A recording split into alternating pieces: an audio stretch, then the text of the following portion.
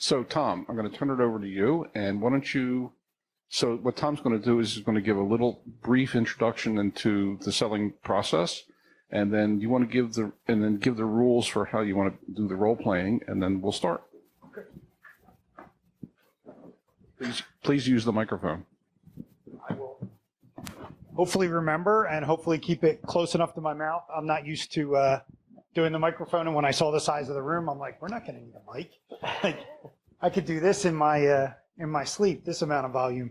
So I, at this point in my career, prefer to call myself a business development coach. And what that means is I will come in all the way from, I think I have a cool idea, can I monetize it, to we've made it to this threshold and we have to get to the next threshold. My two most exciting recent clients is a client that brought me in because they wanted to sell within 5 years and we needed to get their profitability. It means nothing to me if I can teach you to sell more and not become more profitable. I have created no value for you if that's what I help you do. So this client maximized their profitability about 2 years ago and was able to sell their business for 4 times revenue. And my client, who first came to me 13 years ago when he started the firm and could barely have a conversation with other people. Somebody mentioned being shy. And it turns out he was never shy. He just wasn't sure they were interested in what he had to say. So 4 times revenue and 3 years younger than me, and he's retired, and I'm still out coaching because I love this, right? I had a client call me from Georgia a couple years ago and say, hey, Grau, you still doing that coaching thing? And I'm like, Bob, if I answer the phone, I'll still be doing that coaching thing, right? So it'll be when either I die or the phone dies that I stop coaching because I love what I do, right? I ended up going to school for engineering.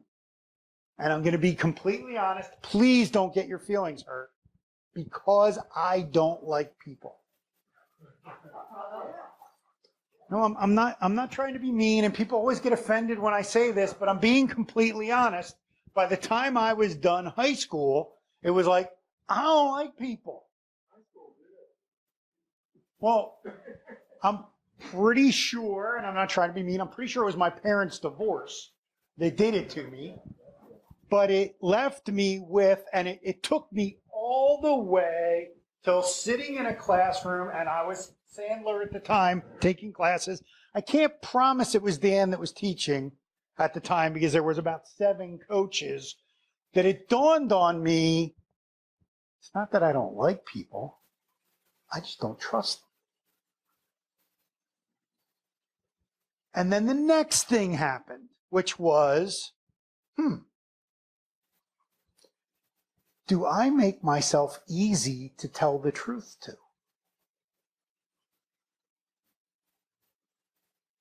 And that was the light bulb moment, is because I, to a fault, will tell you the truth. Sometimes even if you didn't want to hear it. Now, one of the good things about taking Sandler is I learned how to soften it so you know what I'm about to say is going to hurt, right? Instead of when you used to just get surprised by the fact that what I was about to say was going to hurt. But I am, to a fault, going to tell you the truth. And the only way I could understand that from other people when they didn't tell me the truth is they must be a liar, right? And what it turns out is most of them have to tell themselves little lies all day long just to be able to get up and get out of bed in the morning and have a life, right? So it's not that they're uncomfortable telling me the truth. they're often uncomfortable telling themselves the truth.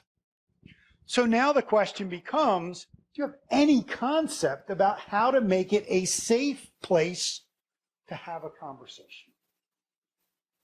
Sales is just a conversation where at the end of it, I need you to make a decision. No, we never want to see each other again, or yes, let's figure out what a logical next step is. Now, sometimes that not logical next step is, could you sign right here? The third copy's yours. Some of it is, we need to get together in a larger group because you need your business partner to hear this as well, or you need your significant other to hear this as well, or you need your children to hear this as well because they feel like you're risking their inheritance and they want to be involved in this conversation. So sometimes a yes is just a commitment to a next step. But sales done well is just a conversation where you make a yes or no decision. Do I want to do the next step or not? And no is okay. For most of us, that's almost the hardest thing we could ever get out of our mouth, is saying to somebody, hey, if this doesn't fit, it's okay. Now, if you really want to get their attention, you will say, if I don't feel like it's going to fit, I'm going to tell you no. Is that okay? Now, that is a magic push on the swing. Because most of them will freak out when they hear there's a chance you might say no. You might want to do business with me. I might not want to do business with you. So it's something, again, you have to make safe for them, right? I have a long-term client who I believe did the best job I've ever heard of making it really safe when you first sit with somebody. And he sits down, and every single person he sits in front of, he says, have you ever thought about it? There's really only a 1 in 4 chance that we'll do business together. And the customer would always stare at him and say, well, what do you mean? And he simplifies it. Well, you have 2 choices. You could say, yes, you'd like to work with me, or no, you wouldn't. And I can say, yes, I'd like to work with you, or no, I wouldn't. The only way we do anything beyond today is if we both pick yes. So it's only a 1 in 4 chance.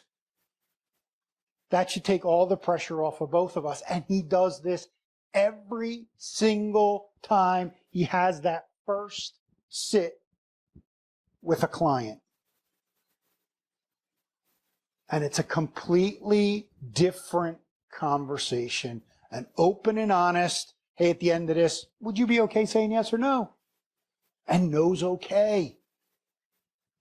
The reason you have to tell people no is okay is every other salesperson they sit in front of just gets harder and pushier. And I told some of the folks that were here really early, my grandfather was an Electrolux salesman. That meant if he made it to your couch, you were buying a vacuum or you were making him dinner, right? One or the other, because he wasn't leaving till something happened. And I spent a couple months of my teenage years carrying Electrolux cleaners for him and was left with, I don't ever want to do that. So now, with no sales training, and you don't want to be pushy, what happens to your pipeline? It gets huge, and you have no answers. I led the league in maybes because I believed a maybe was better than a no. So I would have 20 or 30 people that I was following up with. I used to spend 2 nights a week down in my office. I had built an office in my basement, calling people back, seeing if they had made a decision yet. Calling people back, seeing if they had made a decision yet. Calling people back, seeing if they had made a decision yet. It's funny because tomorrow's his birthday. He's going to be 22 tomorrow. And at about 6, he said to me, Dad, if you had less calls to make, would we have more time together? less follow-up calls. So what do you think I did that next Friday? I went and said to my coach, how do I make less follow-up calls? He said, make it more okay for people to say no. As soon as I made it okay for them to say no, I went from 2 nights a week to 1 night a week of making follow-up calls. By the time I got a little bit better at it, I was making hardly any. And if I was making a follow-up call, it was an appointment for them to say yes or no. And no was going to be okay, right? If no's not okay, do you think anybody answers the call when you call to do a follow-up call? No, they just hide. Like, being honest, and this might hit somebody kind of hard when I ask, what percent of salespeople do you ever think hear the words no? Like directly, face to face on an appointment? No, none. None. People tell you they're going to think about it. They're going to get back to you. We're not ready to say yes today, but give us a week. Give us the weekend. Let me talk to so-and-so. We don't think it over is the curse of salespeople's life. Do you know what percentage of think it over has become a yes? It's 3. But you're pretty damn close. 3% of think it overs become yes. Just think about the odds in today's world where a customer can go to that phone and find you and 8 other people that look just like you to them. In their mind, they've commoditized everything. And now you got to figure out how to be different. So if they look at 8 people, how many do they have to say no to? 7. Have you ever thought about the customer's buying system? The customer's buying system is designed to say no 66% of the time if they only see 3 people. 75% of the time if they interview 4. If they interview 5, it's designed to say no 80% of the time. Let's be honest, it is closer to a random accident that you are in that 20% of the time when you are present when they decide to say, yes, I'm going to do business with you. They'll say, I'm pretty sure I'm going to do business with you. I'll let you know tomorrow. I'll let you know next week. But it's now a chase.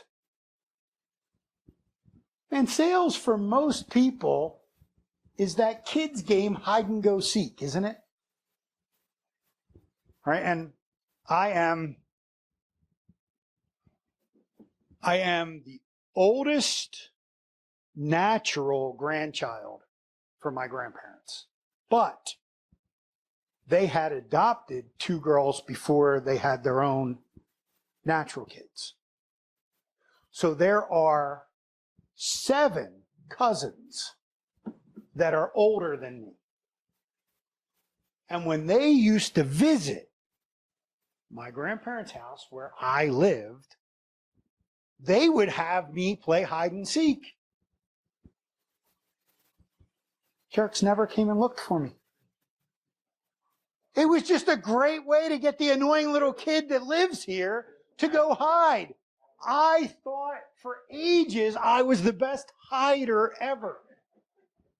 So in this talk about head trash or whatever, when you promise me you're going to answer the phone Friday at noon, and I call and I get your voicemail, hurts my feelings. Or it used to. Right? Turns out I only have like 1 feeling left, and it would be really hard for you guys to find it. After all these years of coaching, right? That's the best magic out of all of this is your sales head trash affects every interpersonal relationship you have. Do you know that? Your fear of rejection changes your conversations with your significant other. It changes your conversations with your kid. It changes your conversations with your siblings. What was that? I said to Don, I said, remember how I said sales training is a lot of like interacting with women? Hey. Picking up. Hey, I have time, but I get me out. You got to get them trained in sales.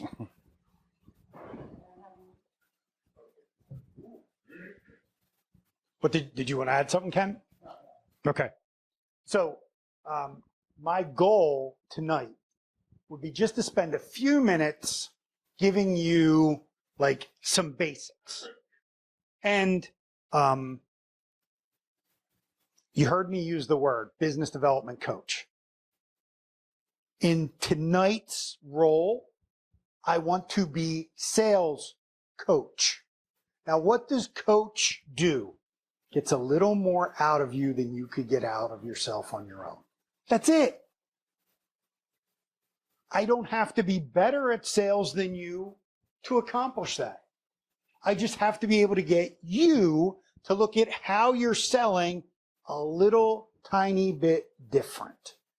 All right? So I want you to think coach, not trainer, because I don't want to fall into the stereotype of sales training where I come in and say, you have to change your personality to be good at this. No, you just have to lay a process on top of your personality to get more no's faster than you ever have, and because of that, access to more yeses. Here's the bad news. If you're a 20% hitter, you got to get through 80 no's to get to your 20 yeses. Well, if you're only emotionally strong enough to get to 60 no's, your 20 yeses aren't possible. And sales is, to me, it is the ugliest business I have ever met. Because if you are an 80% hitter, your 20 yeses are from 81 to 100. For some reason, and I don't know if any of you have heard the term cookbook, or if anybody's ever taught you to do an exercise program where you count how many times you intentionally prospect. Now, today, that has changed dramatically, because some of those might be a text. Some of those might be an email. Some of those still might be a phone call. Some of you might still know how to dial a phone, right? But if you're not counting how many times you intentionally prospect, I guarantee you're not doing anywhere near the amount of business that you could be doing.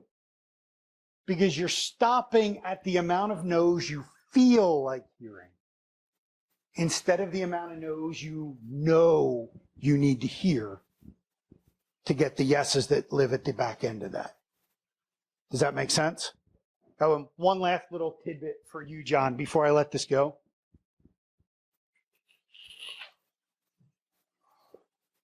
You decide not to ask. What answer are you guaranteeing yourself? So I want to stick on this because this one drives me nuts. And when people get it, it's like life-changing. So I'm not going to call today because I'm not strong enough to hear a no. So I'm going to guarantee myself a no to avoid hearing a no. I'm an 80% hitter. I got a 20% chance of a yes. I'm going to pick the 100% chance of no by not calling. That's kind of stupid. And to make matters worse, who do you end up having to be mad at? You got to go to bed mad at you because you didn't call. It is way better emotionally to hate other people than it is to hate yourself. So if you're going to choose to be mad at them for saying no, be mad at them. You can get over that faster. You can forgive them, or maybe you'll even just be lucky enough to never run into them again. It won't matter. Right? But who wants to walk into Wawa and think, oh, crap, it's Rich, and he hasn't told me no yet. No. Now he's going to be uncomfortable seeing me as we're trying to order our sandwiches together. I don't want that. I don't want that in my business.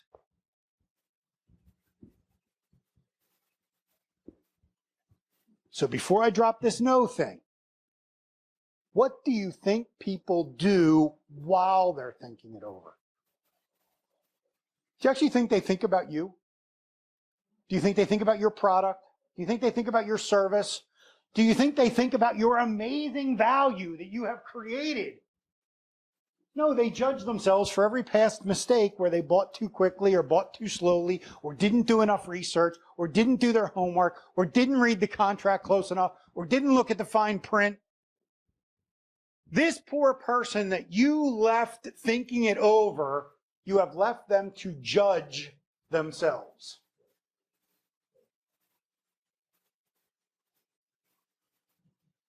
I try really hard not to curse when I do these, and it's tough. I have this little mental picture in my head of my Aunt Priscilla, and I put her on like the back wall, and any words she wouldn't be comfortable hearing.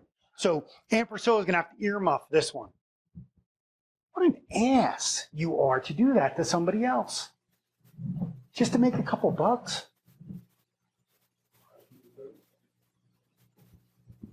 It's not, I don't know. To me, it's not right. And when you understand it, you get it, and you're like, it would be better for them to say no and call me in 2 weeks because they changed their mind than for me to make them suffer for 2 weeks. Make sense? Okay, so let's do some hand.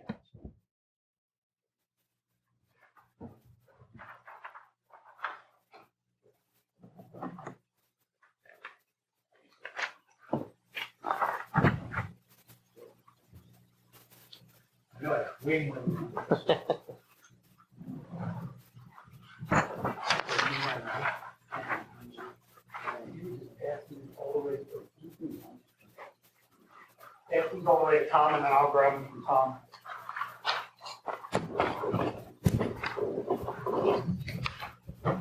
So I said to Dan, as soon as I heard that this meeting was in the Boy Scout building, I'm like, this is perfect. I actually have a Sandler story related to the Boy Scouts. And it's a tiny little bit of a sales coaching story. So my friend Pat, who is a sales trainer down in Virginia, his son decides to join the Boy Scouts. Now, as a good Sandler trainer who owns his own business and therefore every other parent thinks has unlimited free time, right? Right? When you own your own business, you somehow have flexibility that people with a real job don't. Okay. But now he's the scoutmaster and he realizes, hey, when it's time to sell the popcorn, if I'm the sales coach and the troop leader and my kid doesn't sell a ton of popcorn, I'm in trouble. What's going to happen to all the referrals I've been getting from the Boy Scout parents, right? So now he actually sits down and takes some time to think about, what am I going to have my kid say different than any other kid so that he sells more stuff? So he goes and gets permission for them to be outside the grocery store. And he teaches his kid. Now, do you guys familiar with the word struggle? You understand that is a tremendous sales technique. To be able to struggle and ask for help. So he teaches his kid to ask this question as somebody walks by. Sir, could I ask you a question? Sure.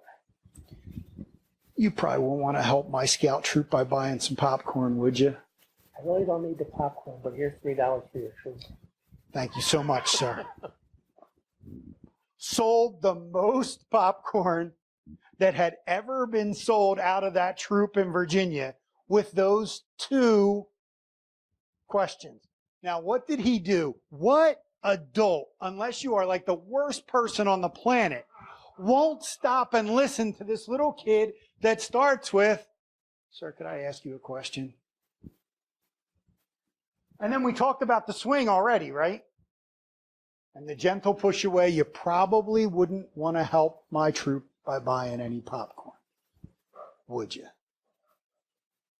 Making the no very okay, but making the folks walk by engage. Because what's your first job when they finally get in front of you?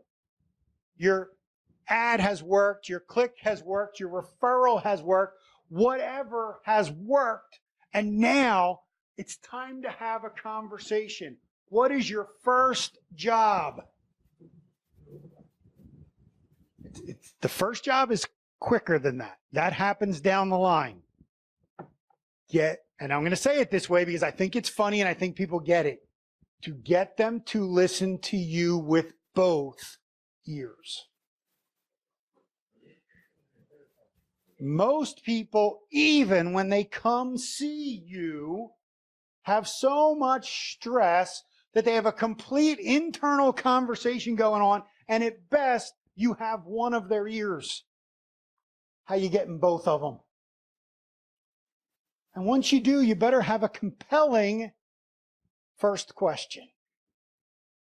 Right? There's certain terms in sales that, I don't know, when people say, and you said one earlier, working on my pitch. There is no sport that we play where we want people to hit our pitch. But in sales, we want them to hit it. So why would we practice it as a pitch? Can you hear how it lives in your own head when you think of it that way? I need to work on my sales conversations. I need to work on my 30-second commercial. I need to work on how fast I'm able to gain attention and, what's the words here?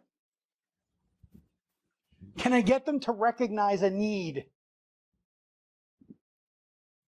Oh, by the way, every single other person that looks just like you can get them to admit they have a need. Please stop being proud when you get people to admit they have a need. You have not accomplished anything yet. Can I get them through questions? Could you tell me a little bit more about that? When did it first start? What have you tried before? Did that work? When that stopped working, what did you try instead? Who else have you talked to? What have you heard that you liked? What have you heard that you don't like? Because I need to know why they're going to do this. It's not enough for me to know what they're going to do. I have to know why they're going to do it. And that is this thing that I'm going to call pain, that we call pain. It is the emotional connection to that need. And it can be completely different for two people in the exact same situation. For some of them, it's about looking good. For others of them, it's about not looking bad. For some of them, it's about not looking stupid in front of their kids. Some of them, it's about leaving an inheritance. Some of them, it's about making a difference. Some of them, it's about paying it forward. Some of them, it's about feeling good about themselves. You need to be able to understand and have them articulate it. It's a big word, right? You have not had a good pain conversation if they thought it, but they haven't heard it come out of their mouth. There's some other magic. When you have enough, and I'm going to use this word, Michael and I talked a little bit earlier about this word, when you have enough wisdom to make the person sitting across from you feel comfortable sharing their pain, they are immediately convinced that you can help them solve it. Nobody else got me to admit that. She must understand.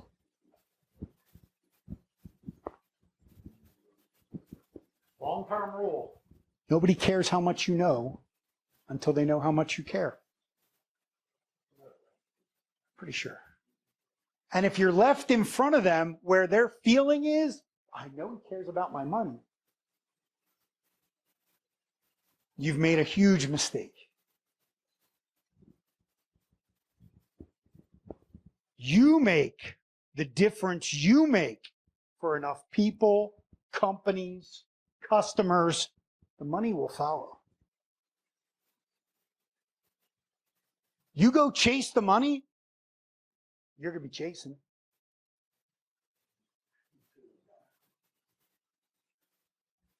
But if you go chase making the difference you want to make, and you've done your math right, and you're doing the right activity, the money's going to show up. Make sense? All right, and then this last one, urgency. The best definition I can give you for urgency is why it's got to be you that solves it for them. So this conversation right here boiled down to what is it they need, why is it they need it, and why is it they need my help?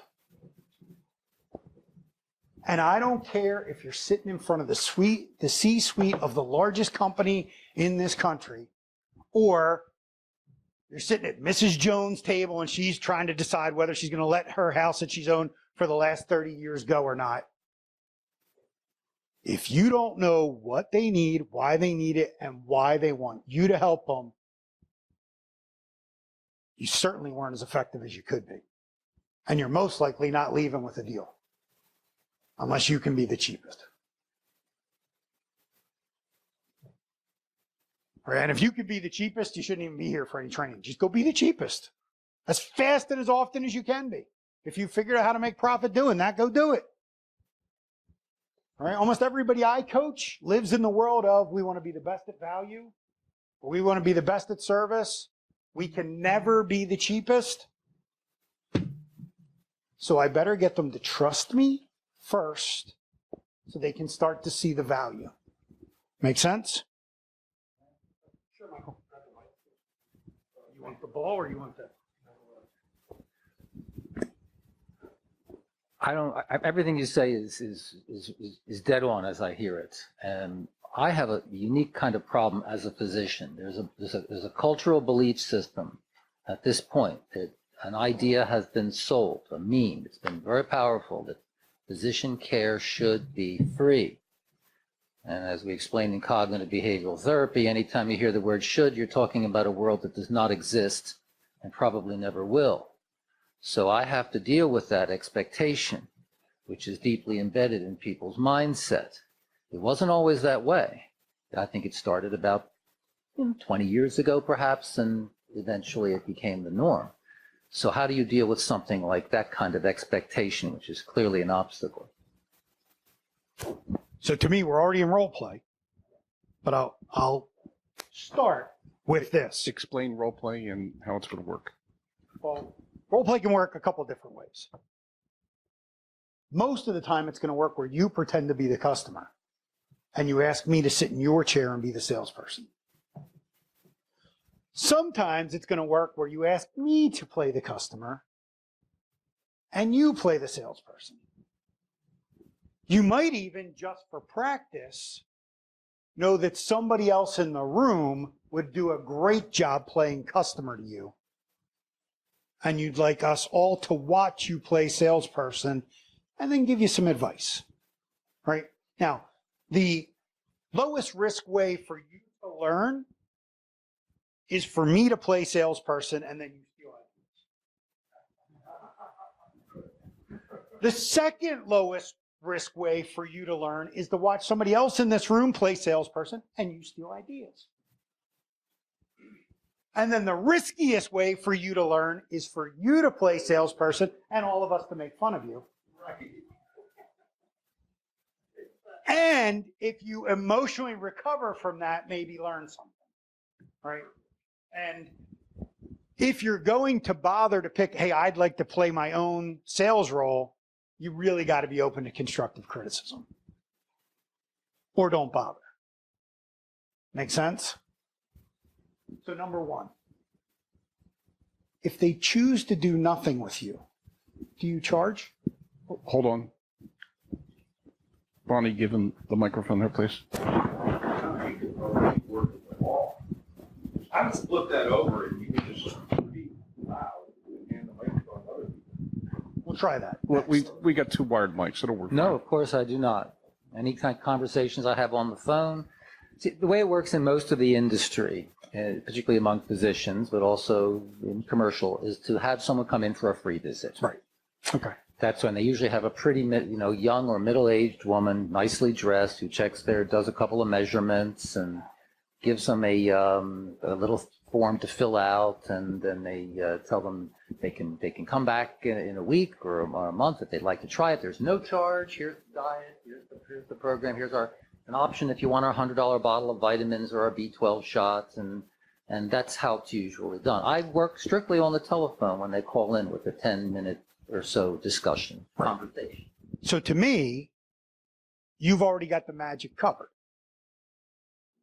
People are looking for magic. It's interesting to use that word. As long as you're comfortable telling me no, this will be free.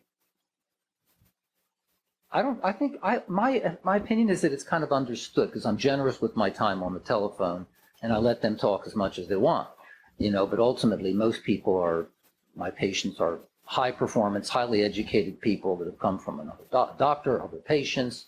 More than half already kind of know that I'm a professional and serious minded and care about people. And I ask them straightforwardly, what are your medical concerns? What are your personal concerns? Why do you want to lose weight? Why do you think this will help you?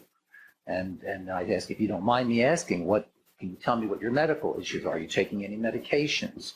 Are you living alone? Do you have family? And without getting too personal, if I Great. feel, if they say or not, yes. So let's stay in there. High performers, Highly intelligent, educated, probably responsible have citizens. some decent amount of money in the bank. Yes. I would have to say it's people are calling me. I don't know for sure. Okay. But it could become a logical conversation for you. But that's one of the no's because So- if they can't afford it, it's not going to work No, but- for them. Really? Got it. I got that. They have to come in every week. But now the conversation has to start at a different place. To me, the conversation has to start at a different place. Well, I don't talk about money at all till we've had everything else discussed. Right. And here's my concern from what you've shared. You're not talking about their money at all. No. I'm talking about becoming their doctor to help them with this medical problem. I will be their consultant regarding all their medical care. It will be completely confidential. It will be a medical standard, not a commercial standard. And I don't give B12 shots, and I don't sell diet pills.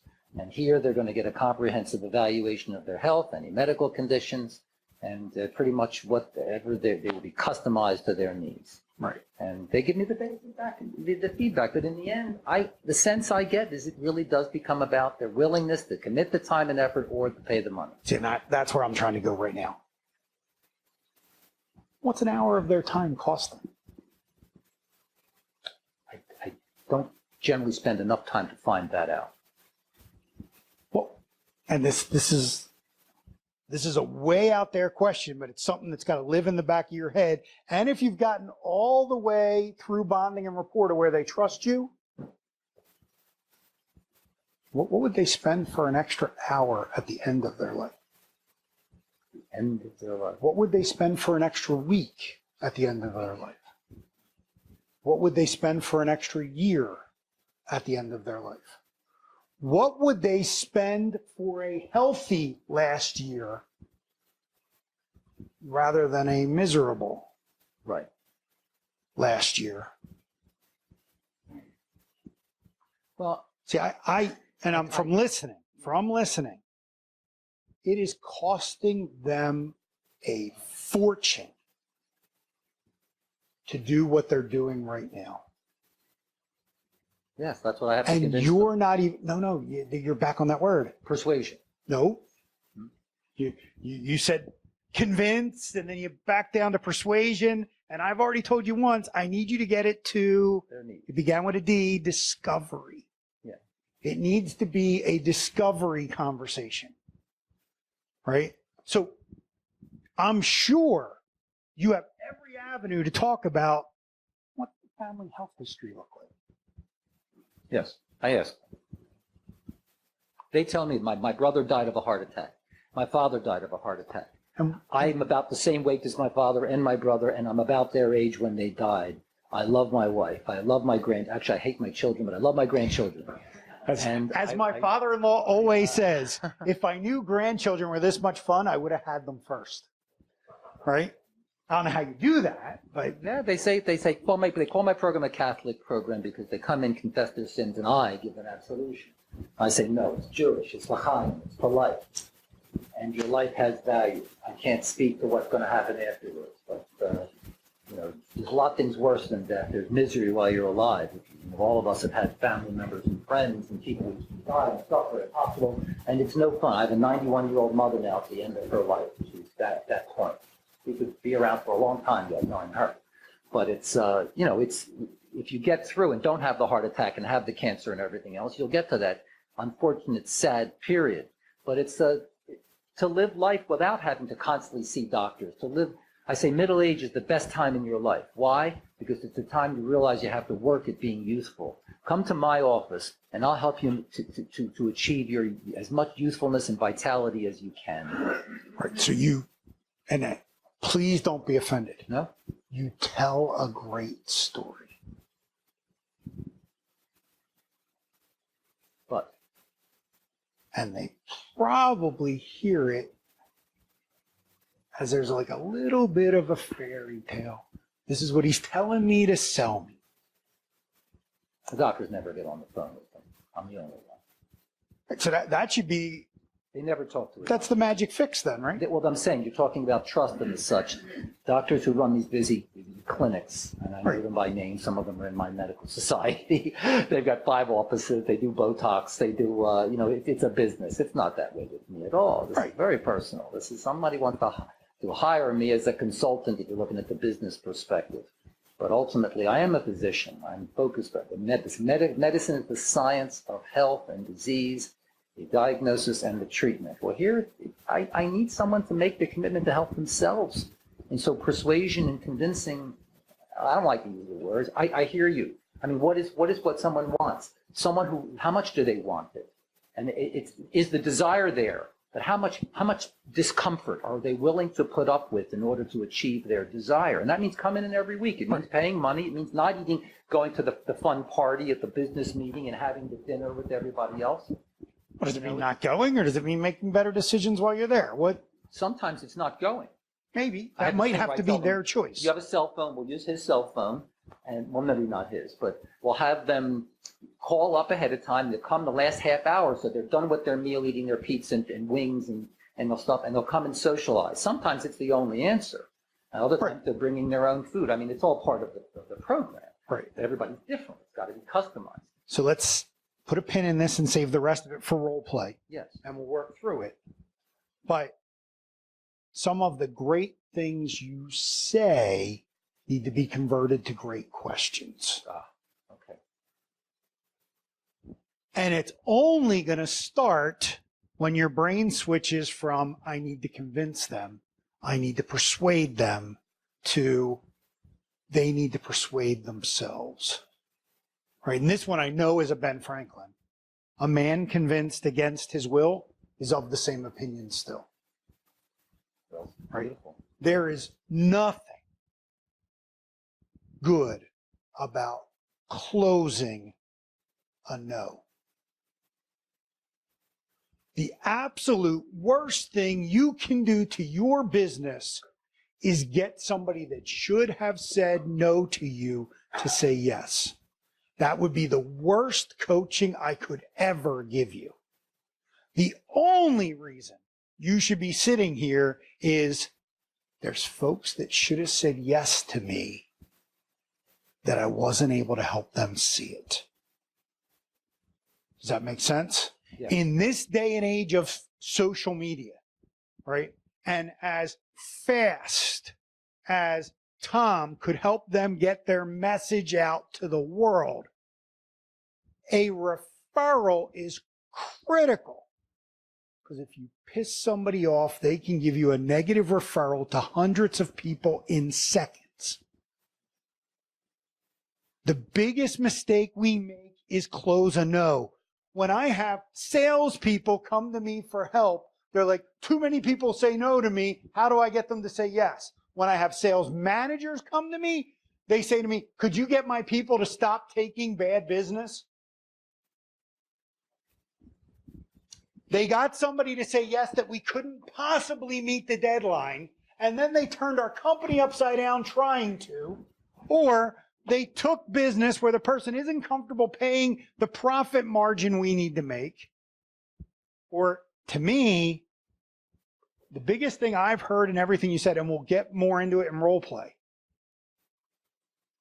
is you haven't had them monetize their time.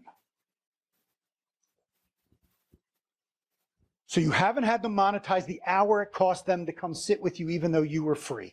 You haven't had them monetize the hour a week it's going to cost them to come sit with you. You haven't had them monetize the extra 2 years of being healthy enough to keep skiing because they love to ski. Or the 5 years you kept them out of a walker or a power wheelchair or whatever they were headed to if they didn't come spend time with you. As uncomfortable of a conversation as it might be, I would rather you have a 1 hour uncomfortable conversation than let somebody leave your office and have 5 So I years should of have them come uncomfort. into my office for the free exam and the free visit and have that sit down in person. That's what you're saying? Yes, but you probably shouldn't put them on a scale until after you and they have talked and decided if you even want to be their doctor. Well, when people have very severe problems, when they're insulin-dependent diabetics, when they're on blood thinners, and they're coming to me from a cardiologist, when they are post-breast cancer, and if they don't lose their weight, they know they are going to die. They have a certain motivation in them that is a little bit beyond the kind of person I think we're talking about. Right. When I speak to them, I want to get across that I care, that I am a real physician, but ultimately, we're up against this, again, the psychology. It's difficult to get through. I mean, I'm not a board certified psychologist, but I am a bona fide behavioral specialist. And, it's people, I think what my insight is that they get buyer's sadness, remorse before they even start. Oh my God, I'm not going to have to do without my favorite foods, which are maladaptive behaviors. We don't eat for starvation. We eat to resolve our stress and our problems of life by getting the dopamine surge in the brain, which makes us feel better for a time. It's gambling, it's opium, it's food. And I'm going to be really rude. What makes you think the rest of us don't have to deal with that same buyer's remorse? It's exactly my point. You all do. Oh, My point is that you can be all psyched up and I can say all the right things and ask you all the right questions. Then you hang up and you make your appointment. I have more than 50% of the people either don't show up for the appointment who are very strongly, I'm certain they're going to be there, or they come in, they pay the money, they even go to their doctor. I don't require them to get EKGs and lab work with me. They say you can bring them in from your own doctor. You can get it for free. It's about safety. It's not about me making dollars. Do whatever you want. I'm at your service. And even after paying the money, they won't show up for the second visit. They miss that maladaptive, delicious, hyper-palatable food that does work. It satisfies them. I understand. You're a professional coach. You're an executive coach. And you have the meetings. And you've got me thinking, I think I may immediately put that in order. I think I'm going to, but people still do call first. right. And I want them to call first. Come and on I in. want you to say, come on in. Okay. But we're not going to touch you medically until we have a conversation and make sure this is how you would want to do it. I'd love to help you, but only if you want my help. I'd love to help you, but only if you want my help. I'd love to help you. Again, it's how Do you much ask do they that? want it? It's the effort relative to the discomfort and the pain that they decide, and if they decide that not eating their pizza and their wings and having their wonderful social get-togethers with their business colleagues is too much pain, then it decreases their want. Absolutely. And it does it for all of us, and it's going to continue to do it for you. And has anybody looked the next topic down and why I stayed where we were as long as we did? Can any of you see, and I'm not picking on Michael, can anybody see that Michael might have a couple self-limiting beliefs? And we all do, right? It's why we showed up, or hopefully why we showed up, right? Some of you probably came because you come every time. But some of you probably said, wow, there's probably something cool for me to get here. But I guarantee you, you have a self-limiting belief that is just as big or bigger than the one you can see Michael fighting with right now. Could you vocalize it for me? Tom, Well, you've said it. I'd like you to say it. Tom, So, would it be helpful, would the dummy curve discussion be helpful here? Because he's at the very bottom of the dummy curve right now. I don't know if you want to bring that up. maybe. Let's see if that's how I. So, I can take it. It's not, it doesn't mean you're dumb. It's a whole concept. So you have a self-limiting belief that the change that needs to happen for your results to change is external to you.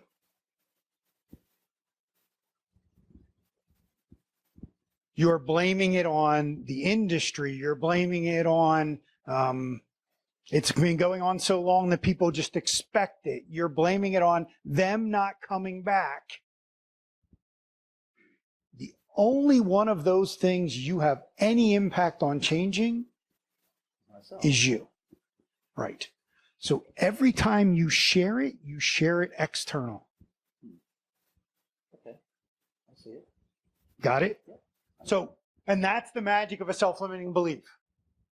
Did you watch the little light bulb go on over Michael's head? Now, it doesn't mean he's going to fix this in 20 minutes, but it means he's going to start asking himself, wow, was there something I could have done about that? Right now, I don't want any of you to have heard Don share dummy curve and say, wait, I want to know what dummy curve means. Okay. So, I definitely want to know what dummy curve is. dummy curve means you asked better questions when you weren't an expert than you ask now. Because as an expert, we often don't want to ask a question where the customer has any chance of saying, that seems like a dumb question.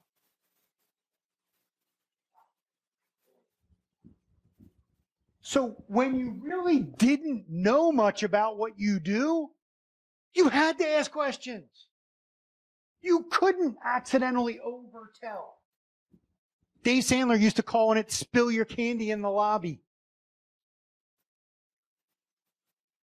When we tell them things that make them walk away believing either it's hopeless, I can't do it, or this is all about my own willpower and I can do it on my own. You do either of those two things and you've now spilled your candy in the lobby, and your chance of keeping them as a client and converting them into a evangelist. Right? All right, I like that word. You probably have a few people that bring you more business than anybody else. And that could be a doctor. That could be somebody that's just had success doing it. That could be a family member of somebody who did it. I guarantee you, the wife and children of the grandfather who you extended the years that they were able to have fun with their grandkids will talk about you more than Grandpop ever will. Right? Your ambassadors probably aren't even your patients. Well, by way of disclosure, I do what you say. I call people in the middle of the week at no charge, ask how they're doing, and I do make an effort to grow that concept. But I do care. It's not just a business. They're in this. Right. That's true. But the sale has to continue. I mean, no question about it. The dropout rate is notorious in the way control industry. Here's the thing about sales. Every single week, that patient has to refer themselves to you again, or your job with them is over. And that's true for all of us. But see, the way the industry mostly works by having people pay a couple of $1,000s and lock them in, especially the hospital programs. And I don't do that. They pay as they go. I make it clear to them. You can stop anytime you want if you don't like my jokes. You're happy. I have to earn your trust, and if you don't feel it's there, no foul. Right. And that has been very useful and helpful, but it still doesn't stop it. And I'm going to go to a role play spot, even though I'm calling timeout. I'm going to go to a role play spot. Mike, bring the mic closer to your.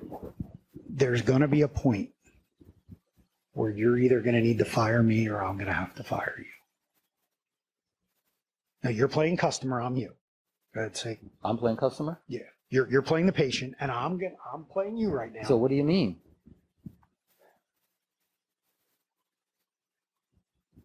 If there's a spot where either you decide you're not willing to make the effort, or I can tell you're not committed to make the effort, we're going to have to agree to stop being doctor patient. It's not fair for you to make me feel guilty that I haven't made that change for you. So if we decide we're stopping, we're going to have a conversation where we agree to stop. Is that fair? Absolutely. Now, to me, and that's in role play, and that's all I want to do on that role play till we come back, is you've said 1,000,000 times this is about how much you care. You are going to have to be honest with people probably in their first appointment. But once you say you want my help, if you decide to stop getting my help, I'm going to worry about you. You don't like to worry, do you? I hate to worry. So this at some point might require us to have a conversation where we agree to stop working together. Please promise me you won't just disappear. You'll at least send me a text, you'll shoot me an email, you'll call me on the phone, and you'll say, Doc, I just don't have enough willpower, I'm going to stop for a while. Okay. I'm always here when you want to come back. Make sense? All right. Anybody, just before I drop this, from watching my conversation with Michael, anybody like, oh crap, I can see one of my own self-limiting beliefs and I need your help with it. Good. Which is? Ball's coming.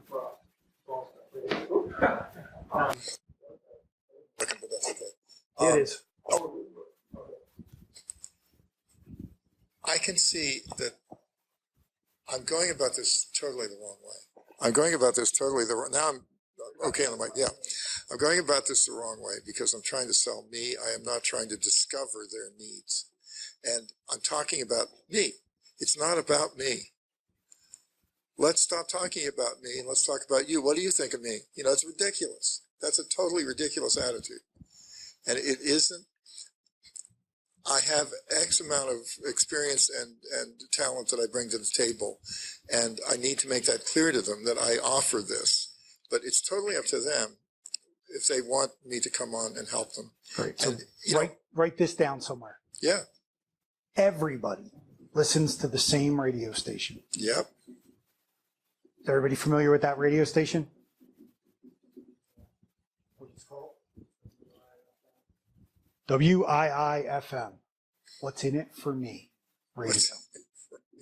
I never heard that before. That's And beautiful. your self-limiting belief is you're going on a sales call with your radio tuned to What's in it for me radio. Yes.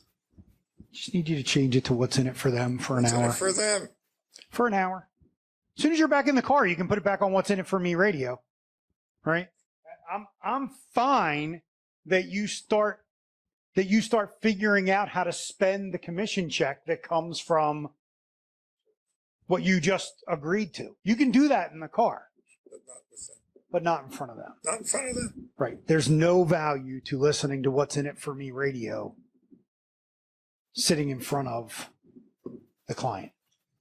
So the Thank you. last thing you need to do when That's you leave your car to wherever you're going to sit with them, if you're meeting them at Starbucks, if you're meeting them at their house, if you're meeting them at their business, just do a little mental, Yeah. like, do it. Change the radio station. I'm All not right. Mr. Entrepreneur. I'm Mr. Servant. I'm in it for them. See, now I don't, really am in it for them. but Honestly. I'm not okay with you going all the way to that word servant, though. Too docile, too Oh. humble, It's basically like I would do it for free. So hopefully you'll pay me. That's the other part. That's I love- probably the problem. You like doing it. I love to work. I work for free all the time. Right. Church, driving people around, fixing computers. I do it all the time. So what do you think the first thing they teach sales coaches when you decide to go into this business? You must not give away the store. No. You coach for free all the time. Oh, right. Okay. You're in a sales business that supports your coaching habit. Yes. You are in a sales business that will support your service habit. Yes. And you want to be of service. Service. Absolutely. But not be their servant. I understand the difference. Totally understand the difference. Got it? Yep. All right. I thank you Ken, again. did I scare you away? Could you do me one favor before you walk out? Your best lesson learned that you got out of the time we've spent so far. I'm a huge believer in going for no. And the thing that always reminds me, the next thing that you should do if you've got a maybe, is I always look to give my client an assignment so that if we do get back in touch with each other, there's a reason to get back in touch with each other. It's not, and it's getting a commitment, which is what you were pulling right out of my book. He's got to get his clients, his patients to make a commitment, not to him. To themselves. To themselves. To themselves. So that's Yes. Great. Thank you. Very good. Good work. Have a good one. Great. All right. So what time is it? Can you all good with a 5-minute break? Sure. Because I really need. And then somebody besides Michael needs to be the first role play, but then we'll make sure we get back to Michael. Okay?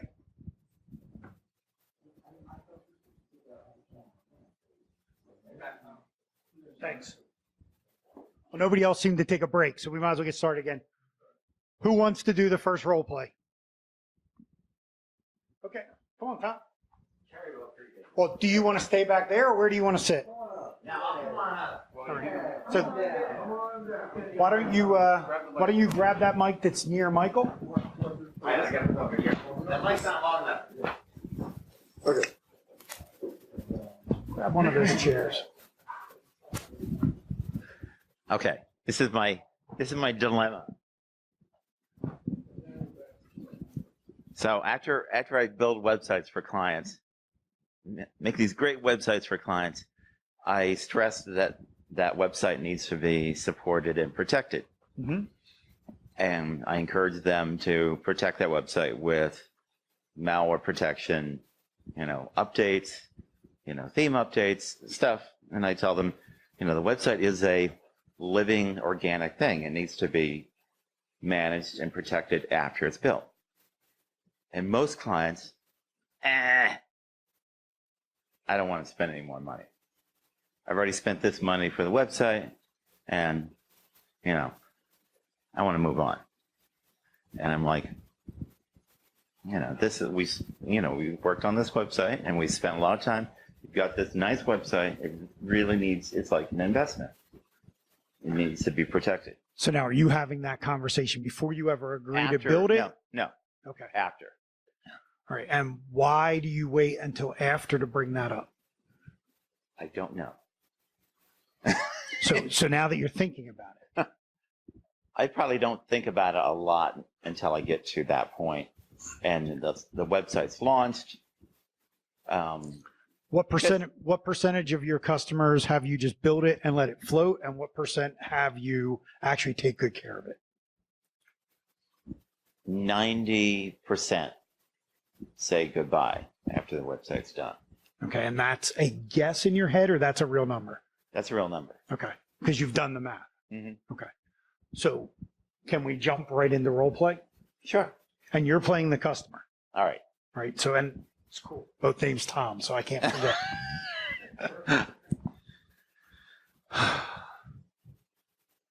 So, Tom, could I ask you to do me a favor? Sure. What? Go ahead. Could you not be like 90% of the folks out there? What do you mean? What's that mean? 90% of the folks that build a website just build it and put it out there, and it's stagnant until they decide to change it 2, 3, 5 years down the road. Is there any chance I could get you to look at this like it's an employee of your company that you need to invest in, keep working with, improving? If you had an employee that was doing a pretty good job, but you knew it could do a better job, would you just ignore that, or would you talk to them about it?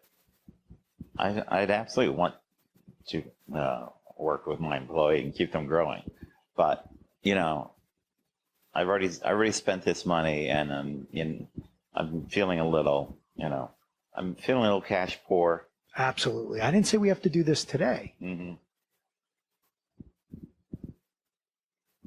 But we built this website to help generate some revenue. Correct? Yeah, and I haven't seen anything happen yet. But it's fair Mm-hmm.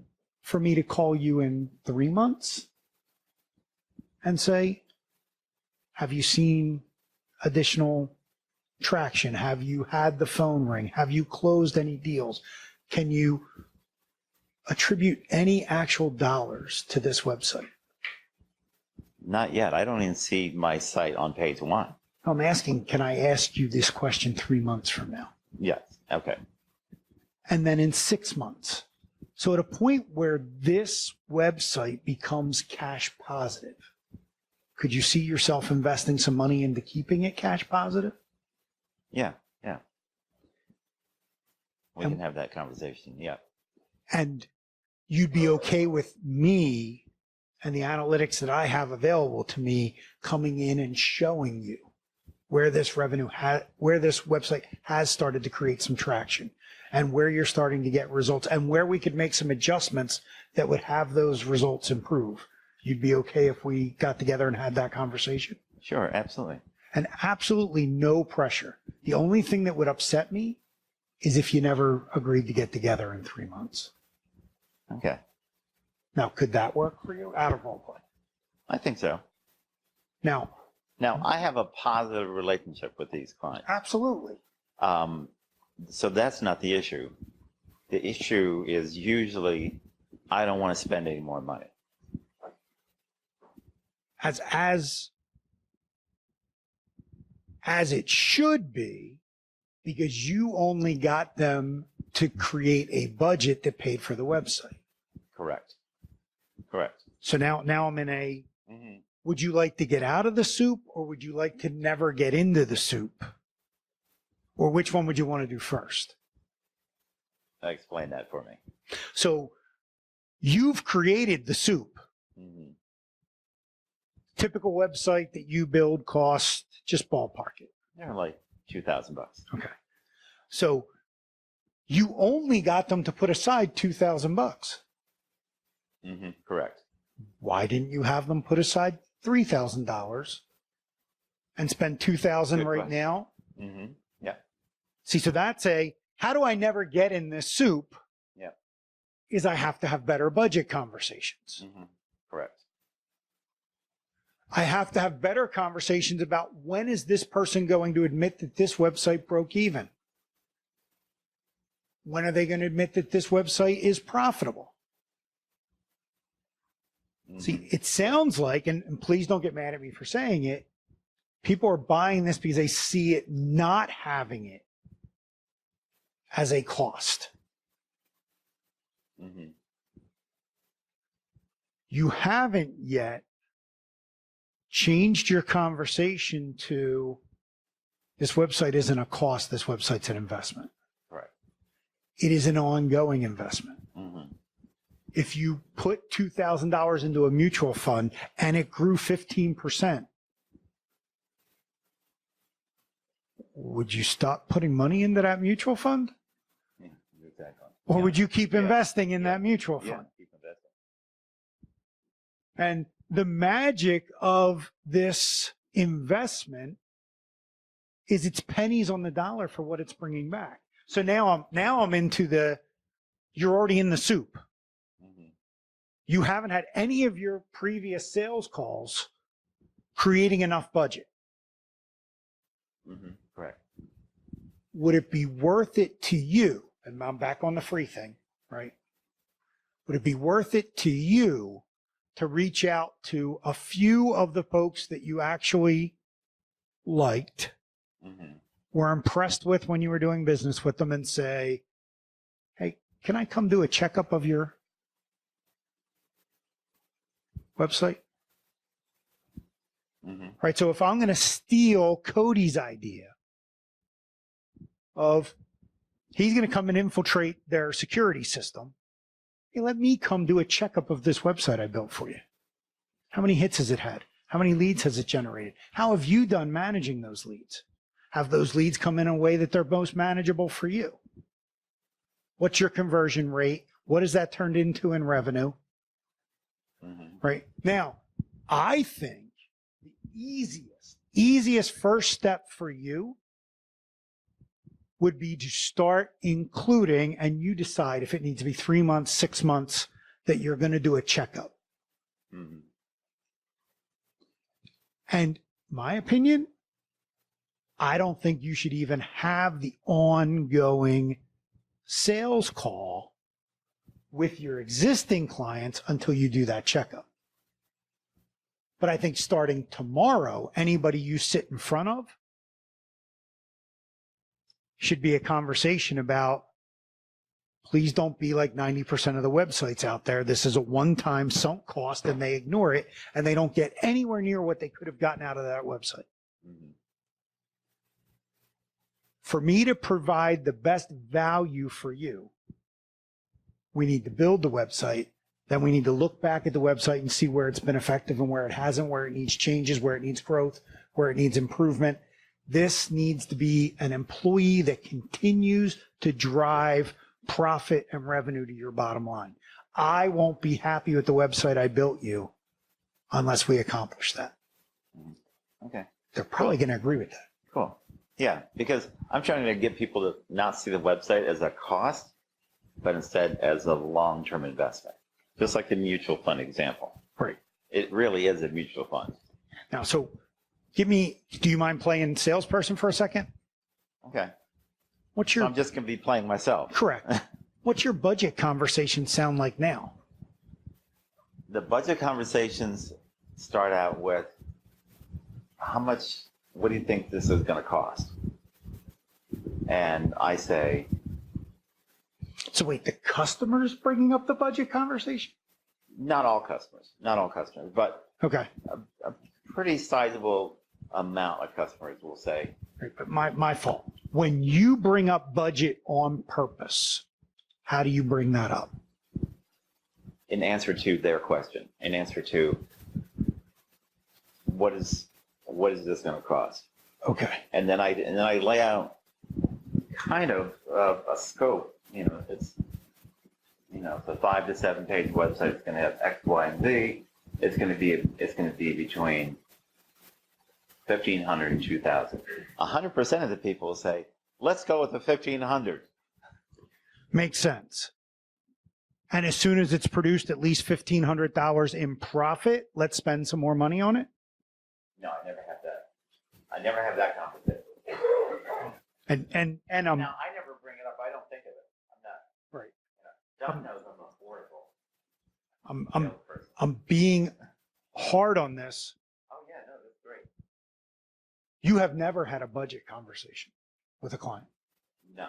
You have had a pricing conversation with a client. You've had a justifying Tom's price conversation, but you have never had a budget conversation with a client. Because a budget conversation asks questions like, no. People get really offended by that question. Because they assume you're going to just fill that plate. No human being has ever answered the what is your budget but what is your budget? And I'll tell you, Honestly, ever. I've never asked that question because I know that's a horrible question. Right. In the history of mankind, nobody has ever been asked, what is your budget? And the salesperson got an honest answer. Yeah. Now, you could say things like, when you guys decided to do a website this year, did you put a little bit of money away? Mm-hmm. Now, a lot of people will say, I've got X to spend. Before Do you mind sharing what X is? Mhm. Go ahead, share X. Make up a number. Okay. I've got $1,000. Oh, I'm sorry. I'm like, I thought I was getting pretty good at the microphone.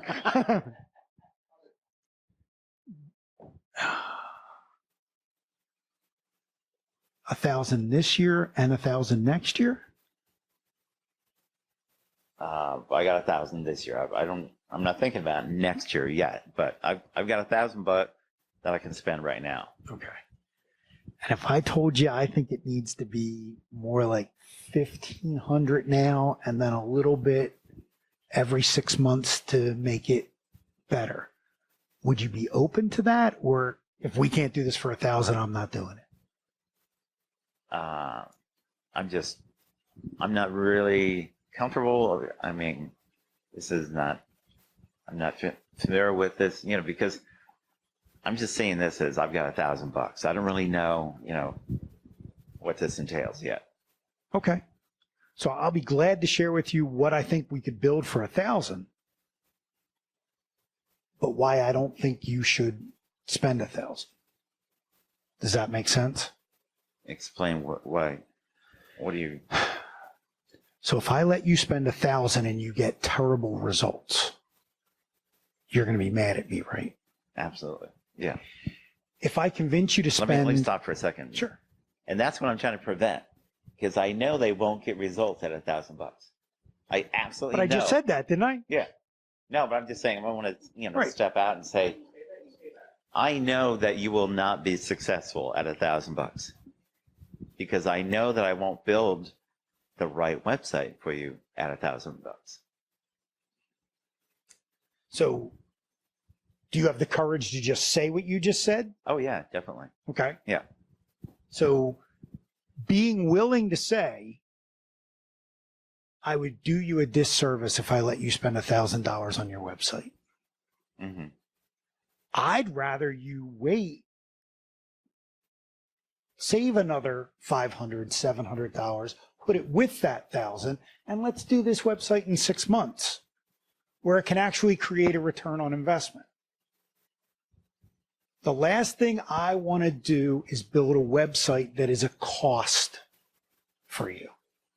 Yeah, because it won't perform. Correct. Yeah. I want to build a website that at least breaks even. Mm-hmm. What value would I do if you spent $1,000 and you could see nothing back from it? Yeah. Okay. So let's look at things like, what are you expecting? How many clicks would make it worthwhile? How many times would somebody have to fill out the contact form that they actually want to talk to you? Mm-hmm. Could we actually quantify this all the way back to dollars and cents? But this is all This is a budget conversation. Yeah. What yeah. I'm role playing with you right now is a budget conversation. Mm-hmm. Can't let you spend 1,000. Yeah. I'd be doing you a disservice. Somebody could build you a website for 1,000, but it won't be me. Yeah, and I've walked from those kinds of conversations. Says, go find the kid to do it. See you later. And but I don't see. Then that's so. You ready for the magic? Mm-hmm. So I'm being you again, and you're being the customer. Okay. At $1,000, I'd rather you go find somebody else that would build that for you. Mm-hmm. Is it okay if I ask a few more questions before you go? Sure. What do you got? What if you could have spent a little bit more and actually got results? Okay. How do I see that? What am I going to see? What am I going to get? We'll see it right then. Now, only you can answer those questions. Mm-hmm. Right? But I can continue to ask things like, well, if 5 people set appointments with you through the website, how many of those will you close? Okay. Based on your current appointments. You go on 5 appointments, how many of them do you get? If I had 5 appointments, I'd probably close at least 2 of them. And 2 appointments closed out of 5 would be ballpark how much revenue for you guys? Probably 500 per. So that's $1,000, making at least 10% profit. Mm-hmm. Okay. So 5 leads would turn into $100 of profit. Yeah. Okay. That means, by my quick math, you have to feel confident we could generate at least 50 leads. Yeah. Then you're break even. Once we're past 50 leads, now you're starting to create a return on investment. Okay. So sitting across the table from you, I could let you spend $1,000 and never get any of it back. Or ask you to spend $1,500 and commit to continuing to spend a little down the line, but always with the intention of a return on investment. Right.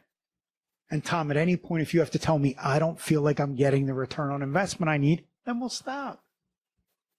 It's my job to make sure this creates a return on investment for you. Okay.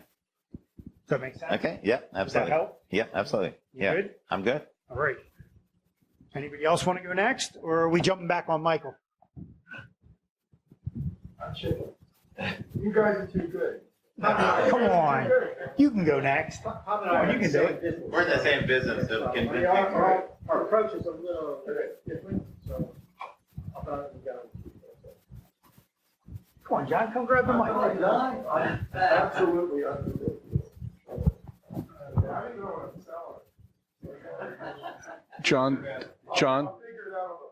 John, do me a favor. Sit at the end of the table. No, take the mic. Sit at the end of the table so that Cody can take you. Oh, so this can okay. see your beautiful face. My beautiful. I don't know how beautiful it is, but there you go. Okay. Thank you. Thank you. There we go. Okay. Now. Never. You know what? All right. Tom. Want it? Oh, like right. No. I'm way too far Wait, away. Okay. Tom.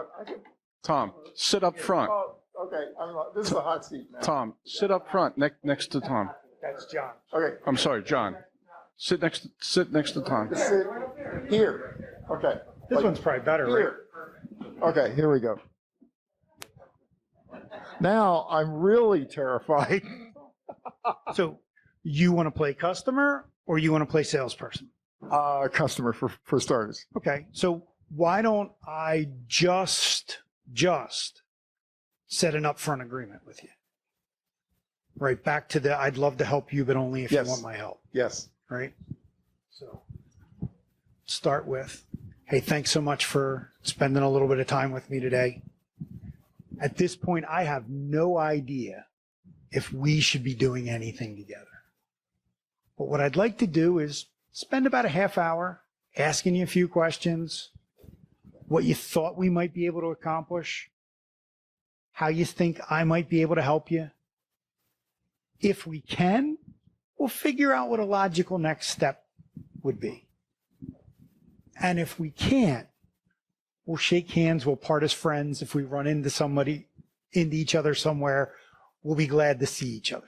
Is that fair? The last thing I would ever want is this to feel like some kind of sales call. Absolutely fair. Now, out of role play, could you say something close to that? I think so.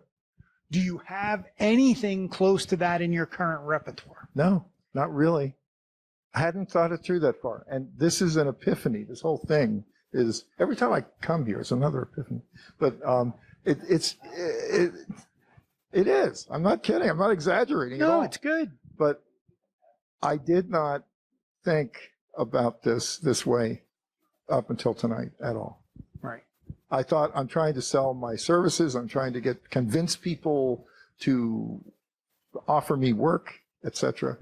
I'm trying to get them to discover what I have to offer. Right. Not get, that's the wrong word. I'm trying to encourage them to learn what I have to offer and see if we can reach an agreement. And if we can't, that's fine.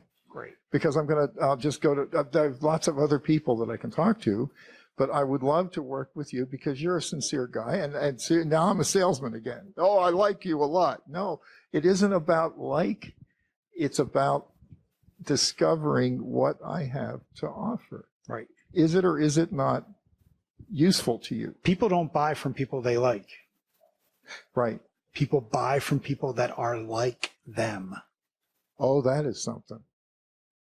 And when they recognize that you are like them, they find you easier to trust. Which is the reason I chose elderly people and even people with disabilities, because you're seeing that I have a disability with my ability to communicate with people sometimes because of whatever psychological stuff's going on. And I'm a little bit older, and I thought, hey, they'll relate to me.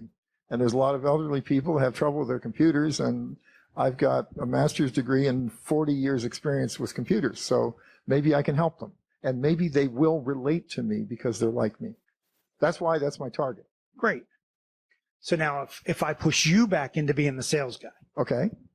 what's your 30-second commercial sound like? My 30-second commercial. So you I see don't know where to start, but it's like, hi, I'm John. As you know, because you called me. No, I'm going to make it easier than that for you. No. I'm going to make it way easier for that. So it was just New Year's. You went to something where you ran into a family member, a friend, somebody you hadn't Okay. seen in a while. Okay. And they said, hey, John, what are you doing these days? What did your 30-second commercial sound like? A couple things. I'm working to build a practice where I assist elderly and primarily elderly and disabled people with their computer systems and smartphones and smart TVs and all the gadgets that they don't know how to use pretty much. And I want to make it easy for them. And I want to be the friendly person that I am and make them comfortable with their devices. Great. So I'm going to Let's leave it at that because there's another thing that I'm pursuing, but let's keep it at that. I don't know anybody I've ever met that likes being classified as elder. Aha. Gotcha. And if they're still with it enough to want to play with their computer, even if it's just so they can figure out how to FaceTime their grandkids, what's that old rule? Old age is 10 years older than whatever 10 years you older, are. whatever you are. And they Right. don't want to think of themselves as old, neither do I. So maybe that word gets replaced bad with word. seniors. Maybe that word. Senior, good. Yes. Maybe it's even simpler. Well, and you work through it how it comes out of your mouth the best. But maybe it's even just, hey, I like to help people that maybe aren't as gifted with computers as they'd like to be. Perfect. Forget the age thing completely. The age thing is a bad idea. Yeah, because the second place I was going is I don't know anybody with a disability that likes being called disabled. The disability thing is a bad idea Because I'm not saying even it's if a I bad tell, idea. but let's say I tell one of their friends, oh, I'd like to help your uncle because he's so old. And I'd like to help your aunt because she's just in a wheelchair and all this. Of course not. That's not why. I want to help people because I have some degree of expertise that isn't too scary because I'm learning too. And you don't want to tell them that either because then, oh, you're learning. Well, I don't want you. You're not an expert. Wait, no, wait. You know, no. See, it's now, all- now we're back to the whole dummy curve thing. Okay. You picked, and I'm guessing, you picked the word practice on purpose. Yes. Yes. Lawyers pick the word practice because they are always learning. Yes. There's always a new case that changed the rules, that changed, right? Doctors have a practice because Exactly. they're always learning, Exactly. right? So when you say, hey, I'm trying to build a practice of folks that are kind of like me, that like to continue to learn, Beautiful. and the thing they'd like to learn is how to get more out of that smartphone they're carrying around. Yeah. The router that they had installed just so the grandkids will come to the house. That portal somebody gave them for Christmas and they can't figure out how to use. Exactly. I like helping folks that are always looking to learn. Because they're like me. Right. That's amazing because I like helping you because you're like me. Well, I've just stated it, that you're like me. Well, we're like each other. Therefore, we have rapport. Therefore, we can work together well. Right. You just completely redefined this whole thing.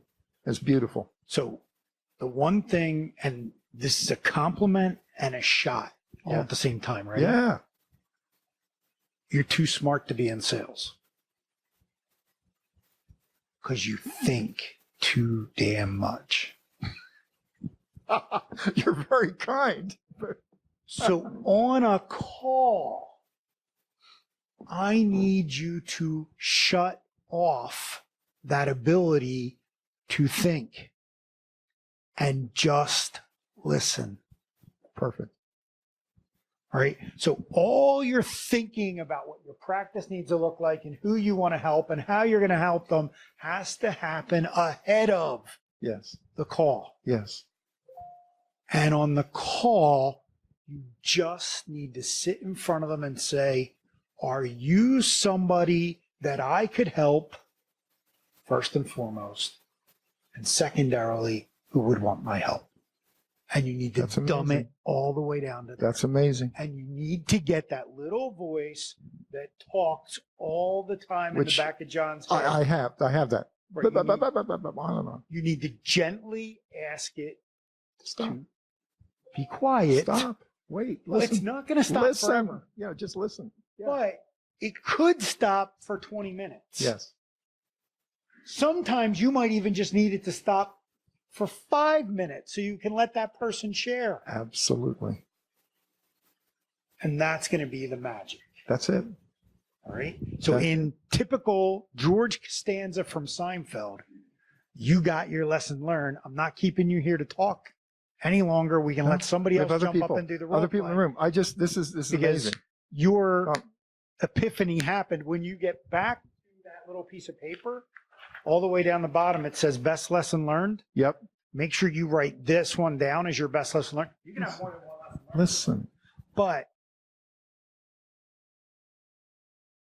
I know. share how I can help, only if they want my help, and then listen.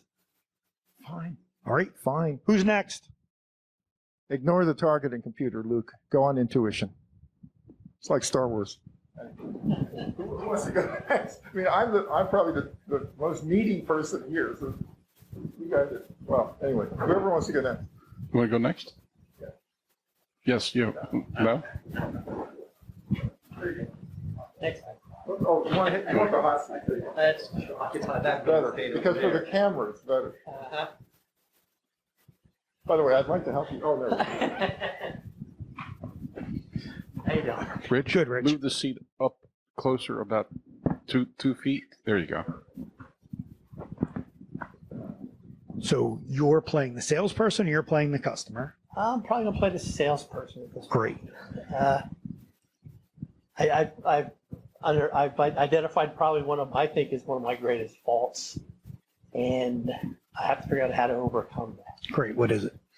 I tend to finish people's sentences. Nice. People love that. and I'm sure it makes me come across as being 43 years. So, sure. So without going off on a tangent and just being out of the conversation because I'm so concerned with overstating what I feel needs to be said and just stop and listen. Right. That's my problem. Okay. So what trap could we set for you to get you to stop doing that? Yeah, I don't know. I think if I had that answer, I'd stop doing it. So I'm looking for a trap, but I'm going to give you like a rule. God gave you one mouth and two ears. Right. Use them in that proportion. Okay. Right. So if you're on a sales call and you're doing more than 30% of the talking, you ain't doing a good job. Right. Right. Telling is not selling. Mm-hmm. Finishing their sentences makes you feel like an expert, but makes them feel like an idiot. Right. No value. Right. So the magic, if we're going to set a trap, is I'm not allowed to talk again until they stop talking. Okay. Now, this is a great place to use your wife as your third-party story. Mm-hmm. Been married for 43 years. My wife taught me a long time ago that I'm not the greatest listener. If I make you feel like I interrupted you, or God forbid, every once in a while I finish people's sentence, you'll call a timeout and say, hey, I still have more to say, right? So you want to set a trap for yourself, give them permission to call you on it. Perfect. You'll fix it in no time. Right? Because they will call you on it. Mm-hmm. Right? I personally had to learn a lesson that as soon as I started writing, like as soon as I started taking notes on a call, I physically can't take notes without that little voice in my head saying what I need to write down. So because that little voice is talking, I now can't listen. So I got in the habit of saying to people, would it be okay if I take no notes while we talk? When we're done, I'm just going to write bullet points of what I thought was most important.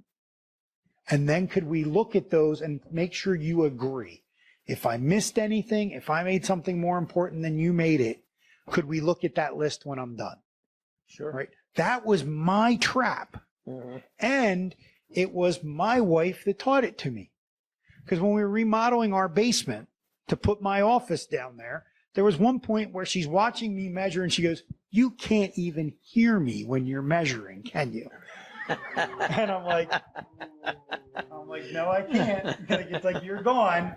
Uh-huh. And she's like, I wonder how often you make the client feel like that. Right? Yep. So, Carrie, you came for a reminder. Any best reminder you got?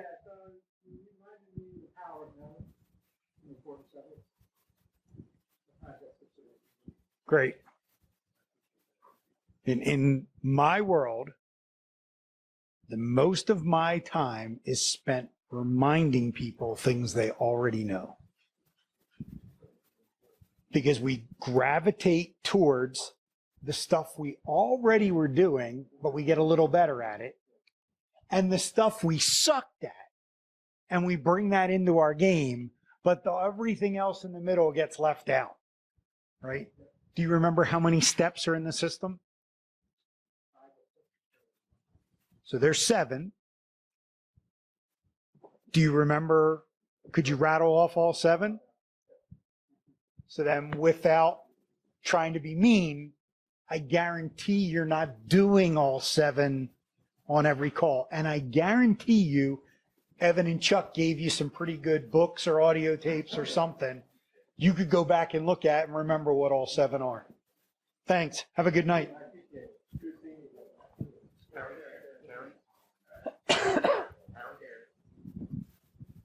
So, what else would you like to cover in this role play? Or are you feeling like you got what you needed? Or We experience it.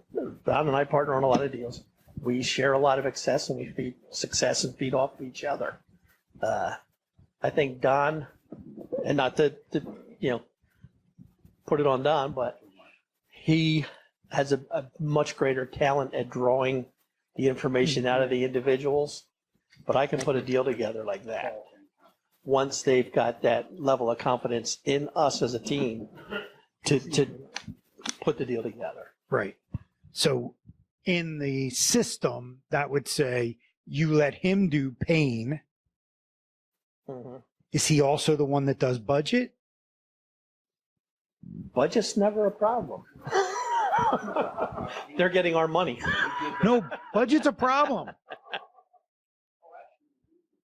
We do budget because we ask them if they're working with other lenders and have them explain to us what the other lenders' terms are.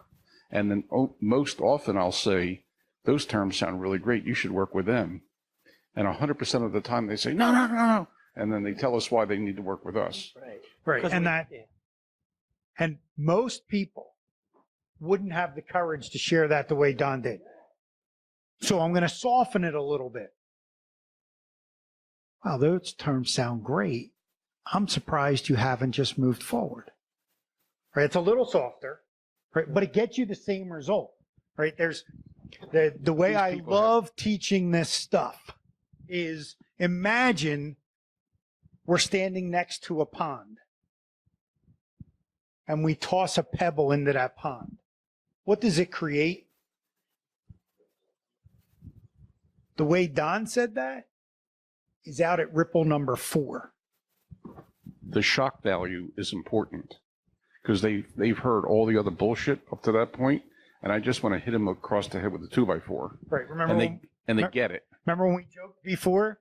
Every once in a while, our stuff is like tapping somebody on the forehead and say, I know you're lying to me. Please stop. But it's a lot more nurturing than saying, liar. Right? People really don't like when you do that. That's not even in one of the rings. Right. But being able to say, geez, those terms sound great. I'm surprised you haven't moved forward. No. Here's the problem with that. Right? And now who's doing the talking? And then I say, well, what's wrong with that? I mean, I keep pushing and pushing, right? Yep. We do that. What Dan taught me is if the tears aren't running down your cheek from laughter, you're not doing it right. So it's the same thing. Right. And that's so. No, not always. No, I mean, I definitely have laughed with a client. I agree with you. You can't make the mistake of them feeling like you're laughing at them. I've gotten permission to say things. There's an awful lot of times you got to look somebody and say, I don't think you're going to like what I have to say next.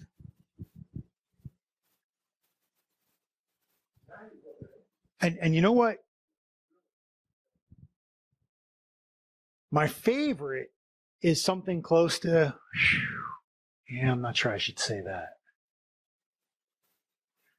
Do you know what almost all of them say? What is it? No, I want to hear it. I want to hear it. I want to hear it. Right? So if you can use a little curiosity killed the cat and make them say it, right? And I like Ken keeps saying, get the hook. Hey, which bite do you have to set the hook? No, not fishing. How many of you like to fish? Here's the deal. Fish don't like to eat live stuff any more than we do. That first bite is them killing the bait. The second bite is them eating. You set the hook on the first bite, they're getting away. Right? So it's that gentle push away. It's that swing we talked about earlier. It's what Don's talking about and sharing that. Oh, those other people, sounds like they gave you great terms. No, they weren't good. Now we can set the hook. But it's their idea.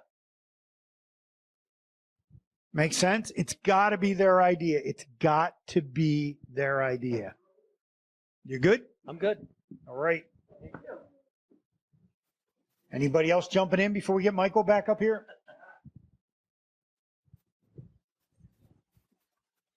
Come on.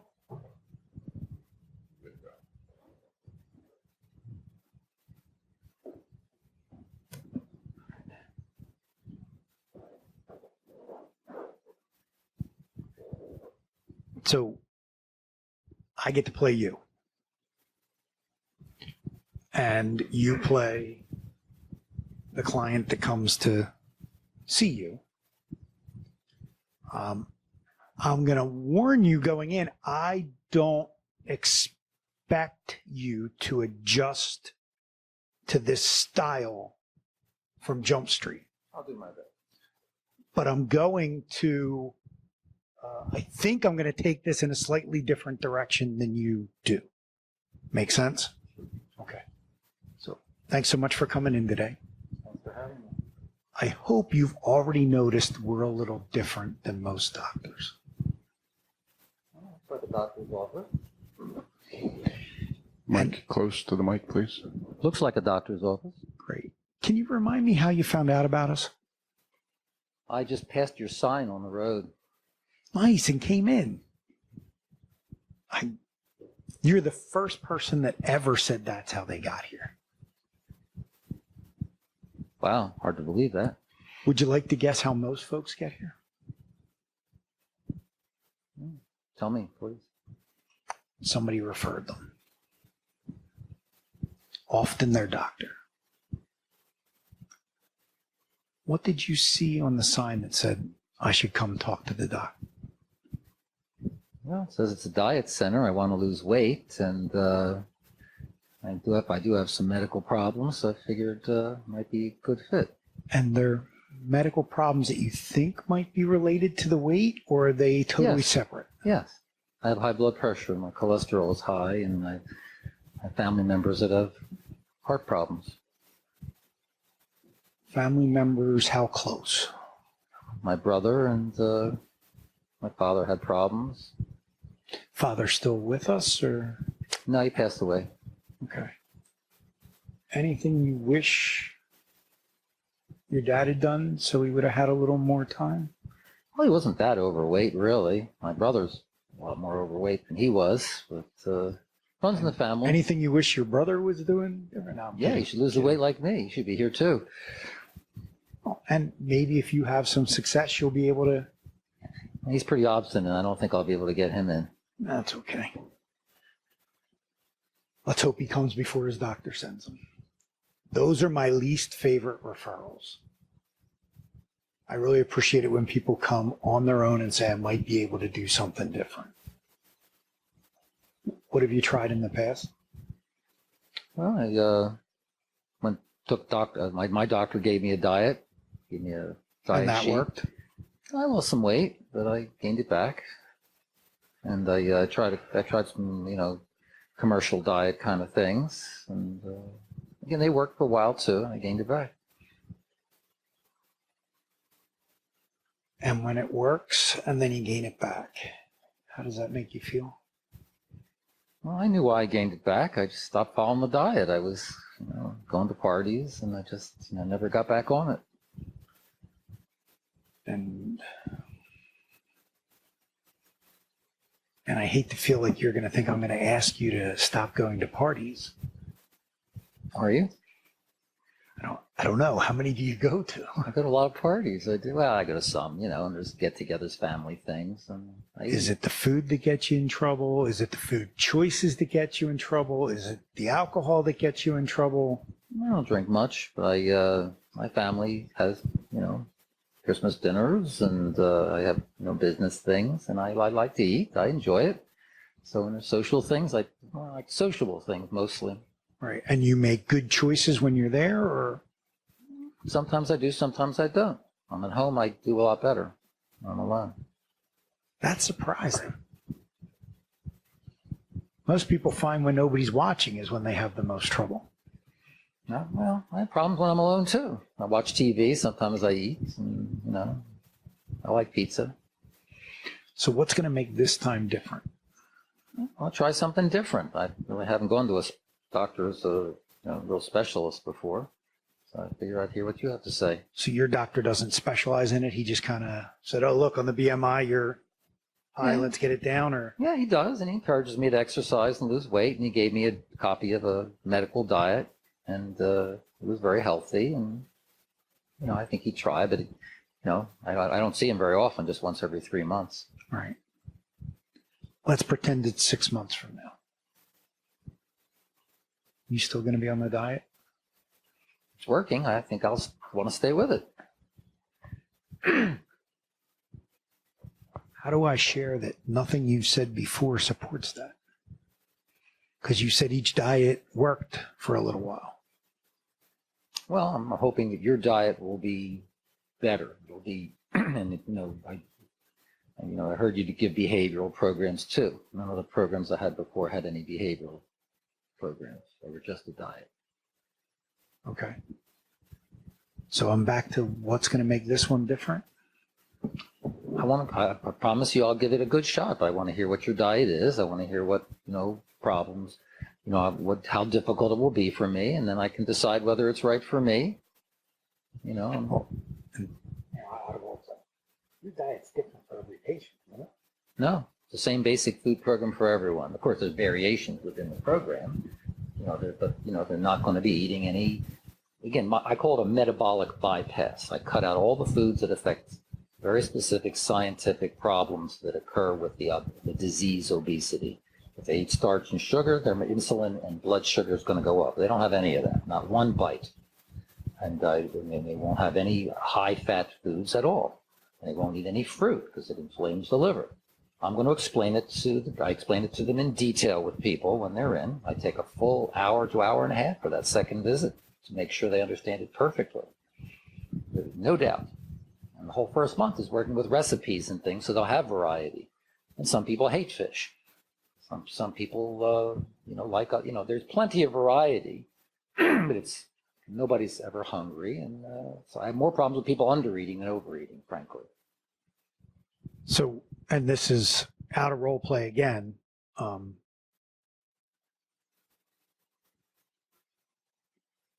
Nobody wants to spend a lot of money and a lot of effort and a lot of time on something that's cookie cutter. Yeah, well, it's not cookie cutter. It's not at all cookie cutter. There's plenty. We're talking about lean meat, non-starchy vegetables, lean fish. There's plenty of choices. We teach them how to use ground turkey. No, but I'm going back to something I asked you earlier. It's not. The point is, there's science here. Right. There's a so science. To me, there's another spot for you to leverage.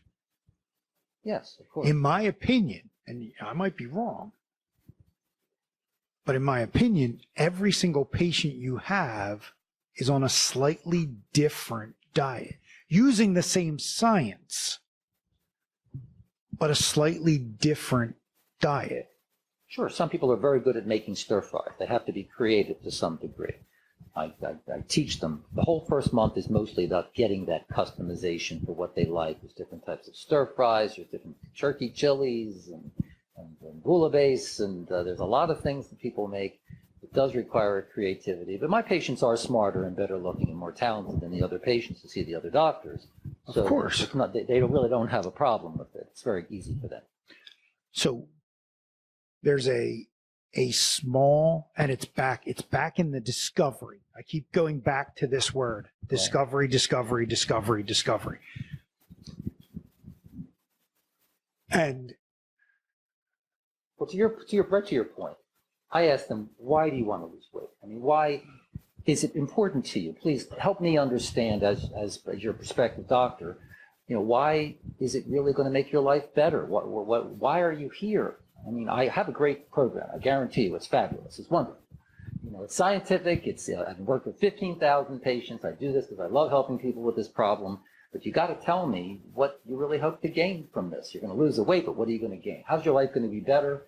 Because everybody loses the weight fast, too. I don't just have people say, well, maybe I'll be okay in 4 or 5 years. You're going to lose weight as quickly and safely as possible to get you to that goal. But most importantly, we're going to learn the behavior of how you can keep it off on your own without my help. We're going to change your belief system. And I give some provocative things, some comments like, I say, your belief system is crucial. You are never to eat between meals again for the rest of your life. Ever. Not once, not ever. Not one piece of broccoli. Ever again. Now, that's shocking. I say that purposely to be provocative. But the point is, it's true. Because it's a fallacy that people have many fallacies about diet and about food that I have to help them relearn, to correct. Just like you say, it's self-limiting beliefs. mm-hmm. If you believe in eating 6 meals a day, the grazing type diet, very popular in many circles. If you believe in a vegetarian type approach or pescatarian, that is not what I do here. You're not here so that I can give you a healthy diet. I'm here to give you the perfect, optimal diet for losing weight safely, to get you to the goal and learn how to maintain this so that you really have a better life. But I need you to tell me why. What is important to you? Some people, it's appearance. Maybe you're an actor. Maybe you're someone that's a crucial aspect of your life.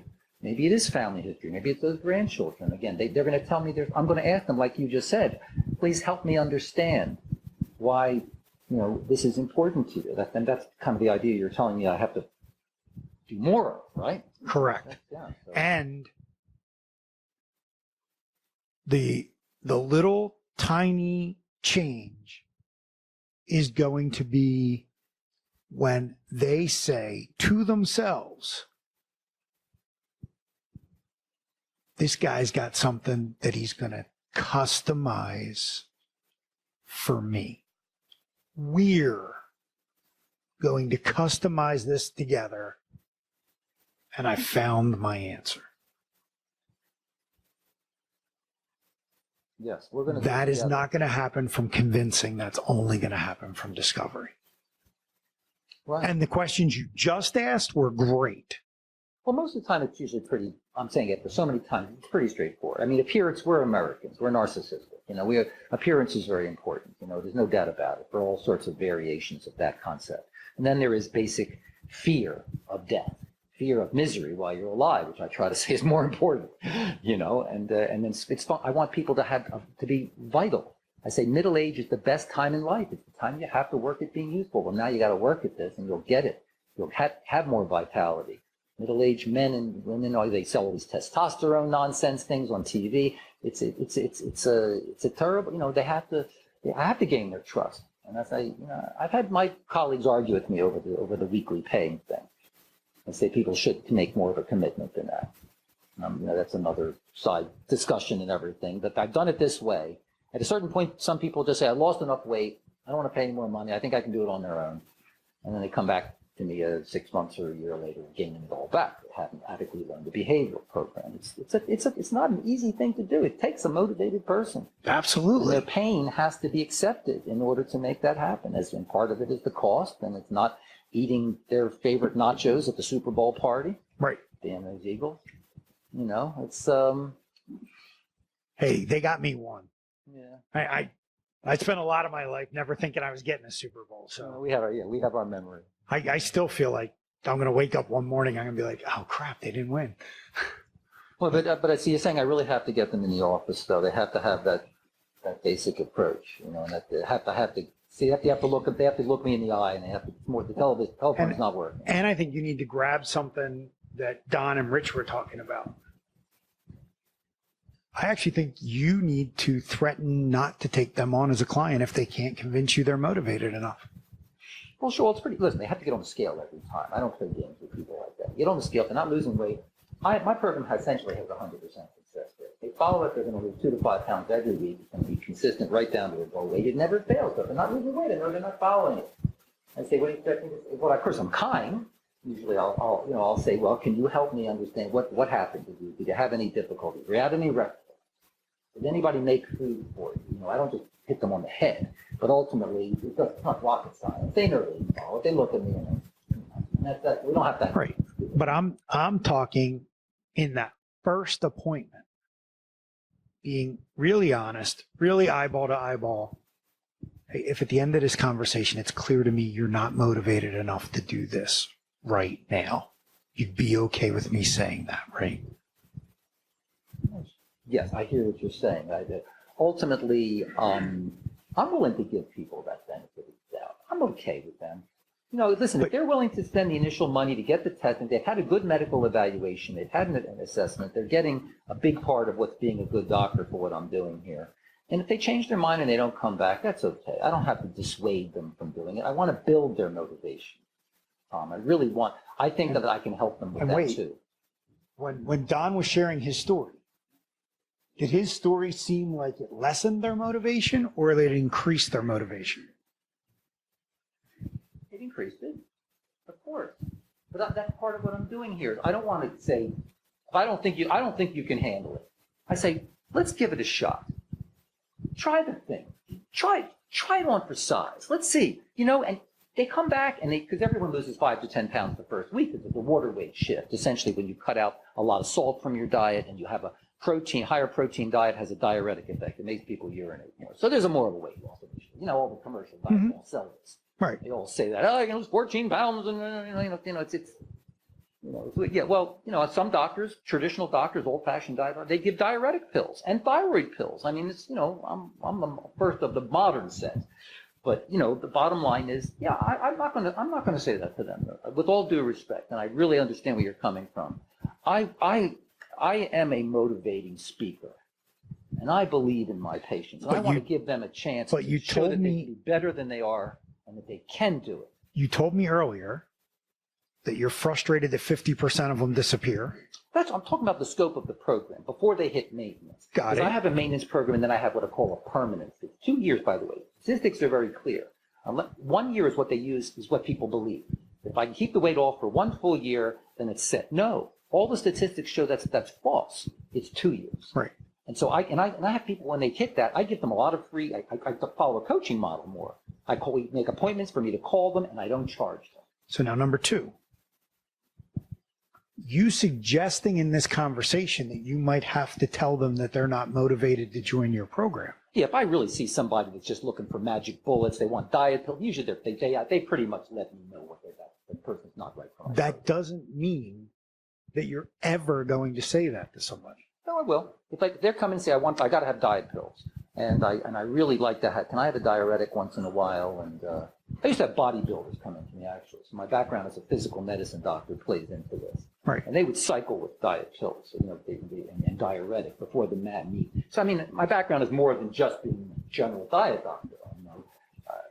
Like everything else, a good doctor learns from his studies, a great doctor learns from his patients. 15,000 people I've seen face to face over the last 30 years. And it's, and if a person really isn't a fit, of course, I'm not going to play games, but they say, look, I don't give diet, I do give occasional. But I don't want you to say that for you. Yeah. But I mean, yeah, I agree with you. I want you to say that for them. For them. So they tell you the truth, the So I whole say that truth, right and up nothing front. but the Right. truth. Look, we'll have our conversation, we'll do the best we can to understand each other, but if it seems like we're not a fit, you're okay with me saying that it's not really the right thing for you. Probably the worst thing I'm going to say is this might not be the right timing. Yeah, most of them really want to lose weight, but not necessarily for the right needs, as you would say. Absolutely. But it's frustrating for me, though, because I think I do a pretty good job on the telephone with it. But I think I agree with you. I think I'm going to have invite them. Right. They may not necessarily take me up on it if they're not really interested. Just one last concept. I've got to have you here. I don't need you to get it. You can choose whether to get it or not. This is a psychological fact. Most people sell it as a free first visit. If a That's how human, they advertise it. if a human being makes a decision and then is forced to defend that decision, they will stay with the decision 97% of the time. If a human being makes a decision and is never asked to defend it, What about buyer's remorse? I'm about to explain it to you. The number drops to 37%. So you could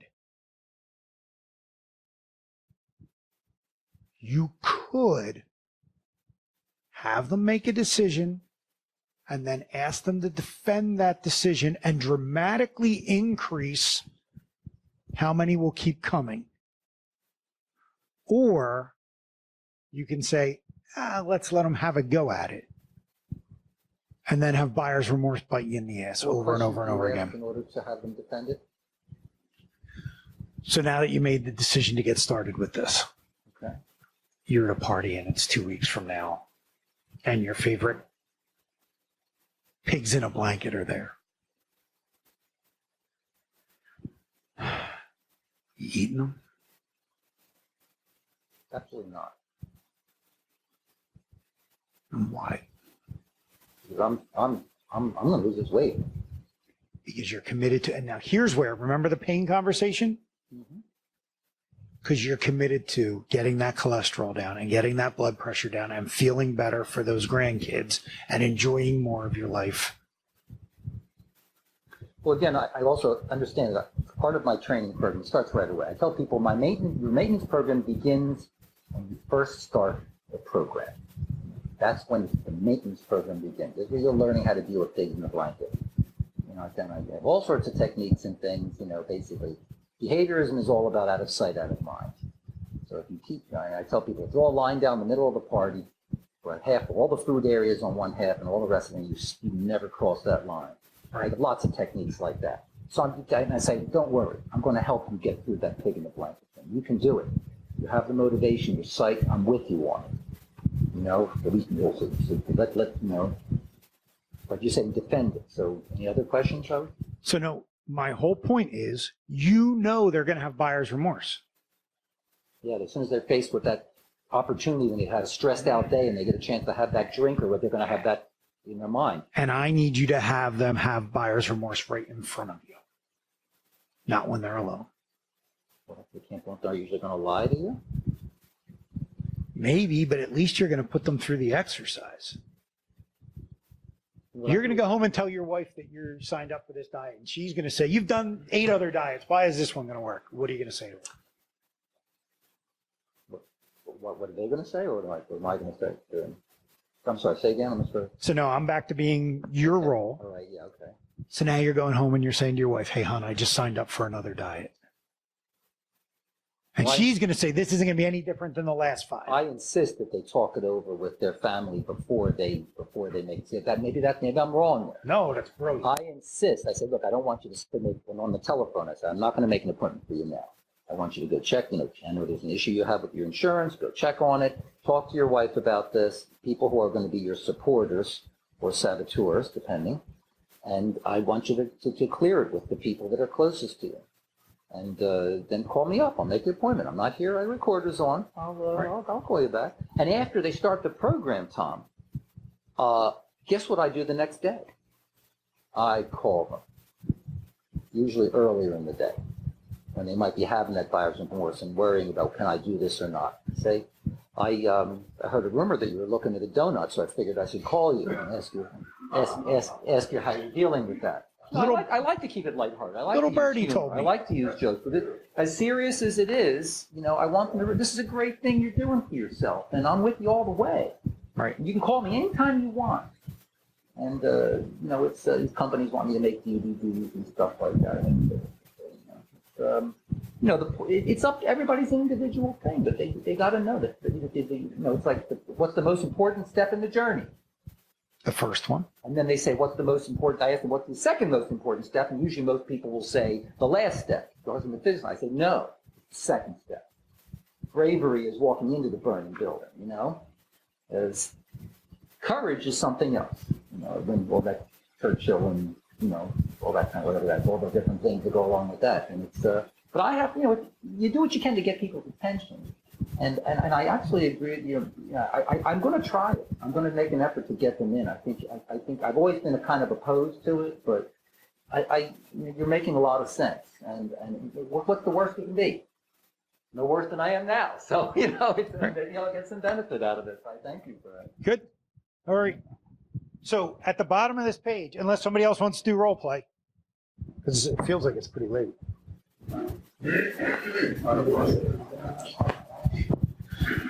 So real quick, we'll go around the room in a hurry. Mike, best lesson learned?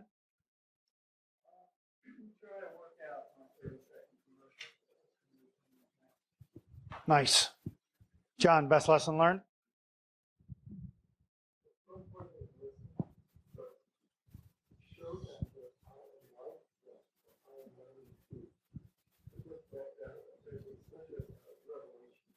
Awesome. Tom, best lesson learned? Showing them the limitations of smaller budget. This is either going to be a sunk cost or it's going to be an investment. It's up to them. And you might decide you're not willing to do sunk cost anymore. Right? That might be a business decision you have to make. Because if you expect your customers, and let's use Michael's word, you expect some of your customers to turn into ambassadors, they're only going to do that if they're seeing a return on investment. They're seeing logic to continuing to invest in it. So you might say, hey, I don't do business with anybody that's okay with their website being a sunk cost. I'm really not. If I can't at least make it break even for you, I'm not interested. And I'd really like to turn it into an investment vehicle for you that makes you money. Tom, we have 90 seconds left on the video card, so let's try to wrap up.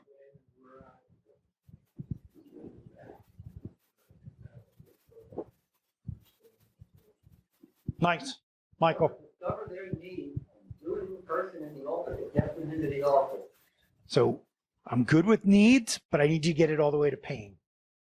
So if you can get it to I discover their pain, that will get them to the office, that will keep them on board, and you'll notice that dealing with buyer's remorse in person, the next day, the next week, it sounds like a lot of your whole business is continually on purpose dealing with buyer's remorse so they don't leave. Because they've got 50, 70 years of bad habits. You're not going to break them. I mean, the best rule says if you do something for 21 straight days, it becomes a habit. And that's too short for things that you've had 50 years of bad habits. Rich.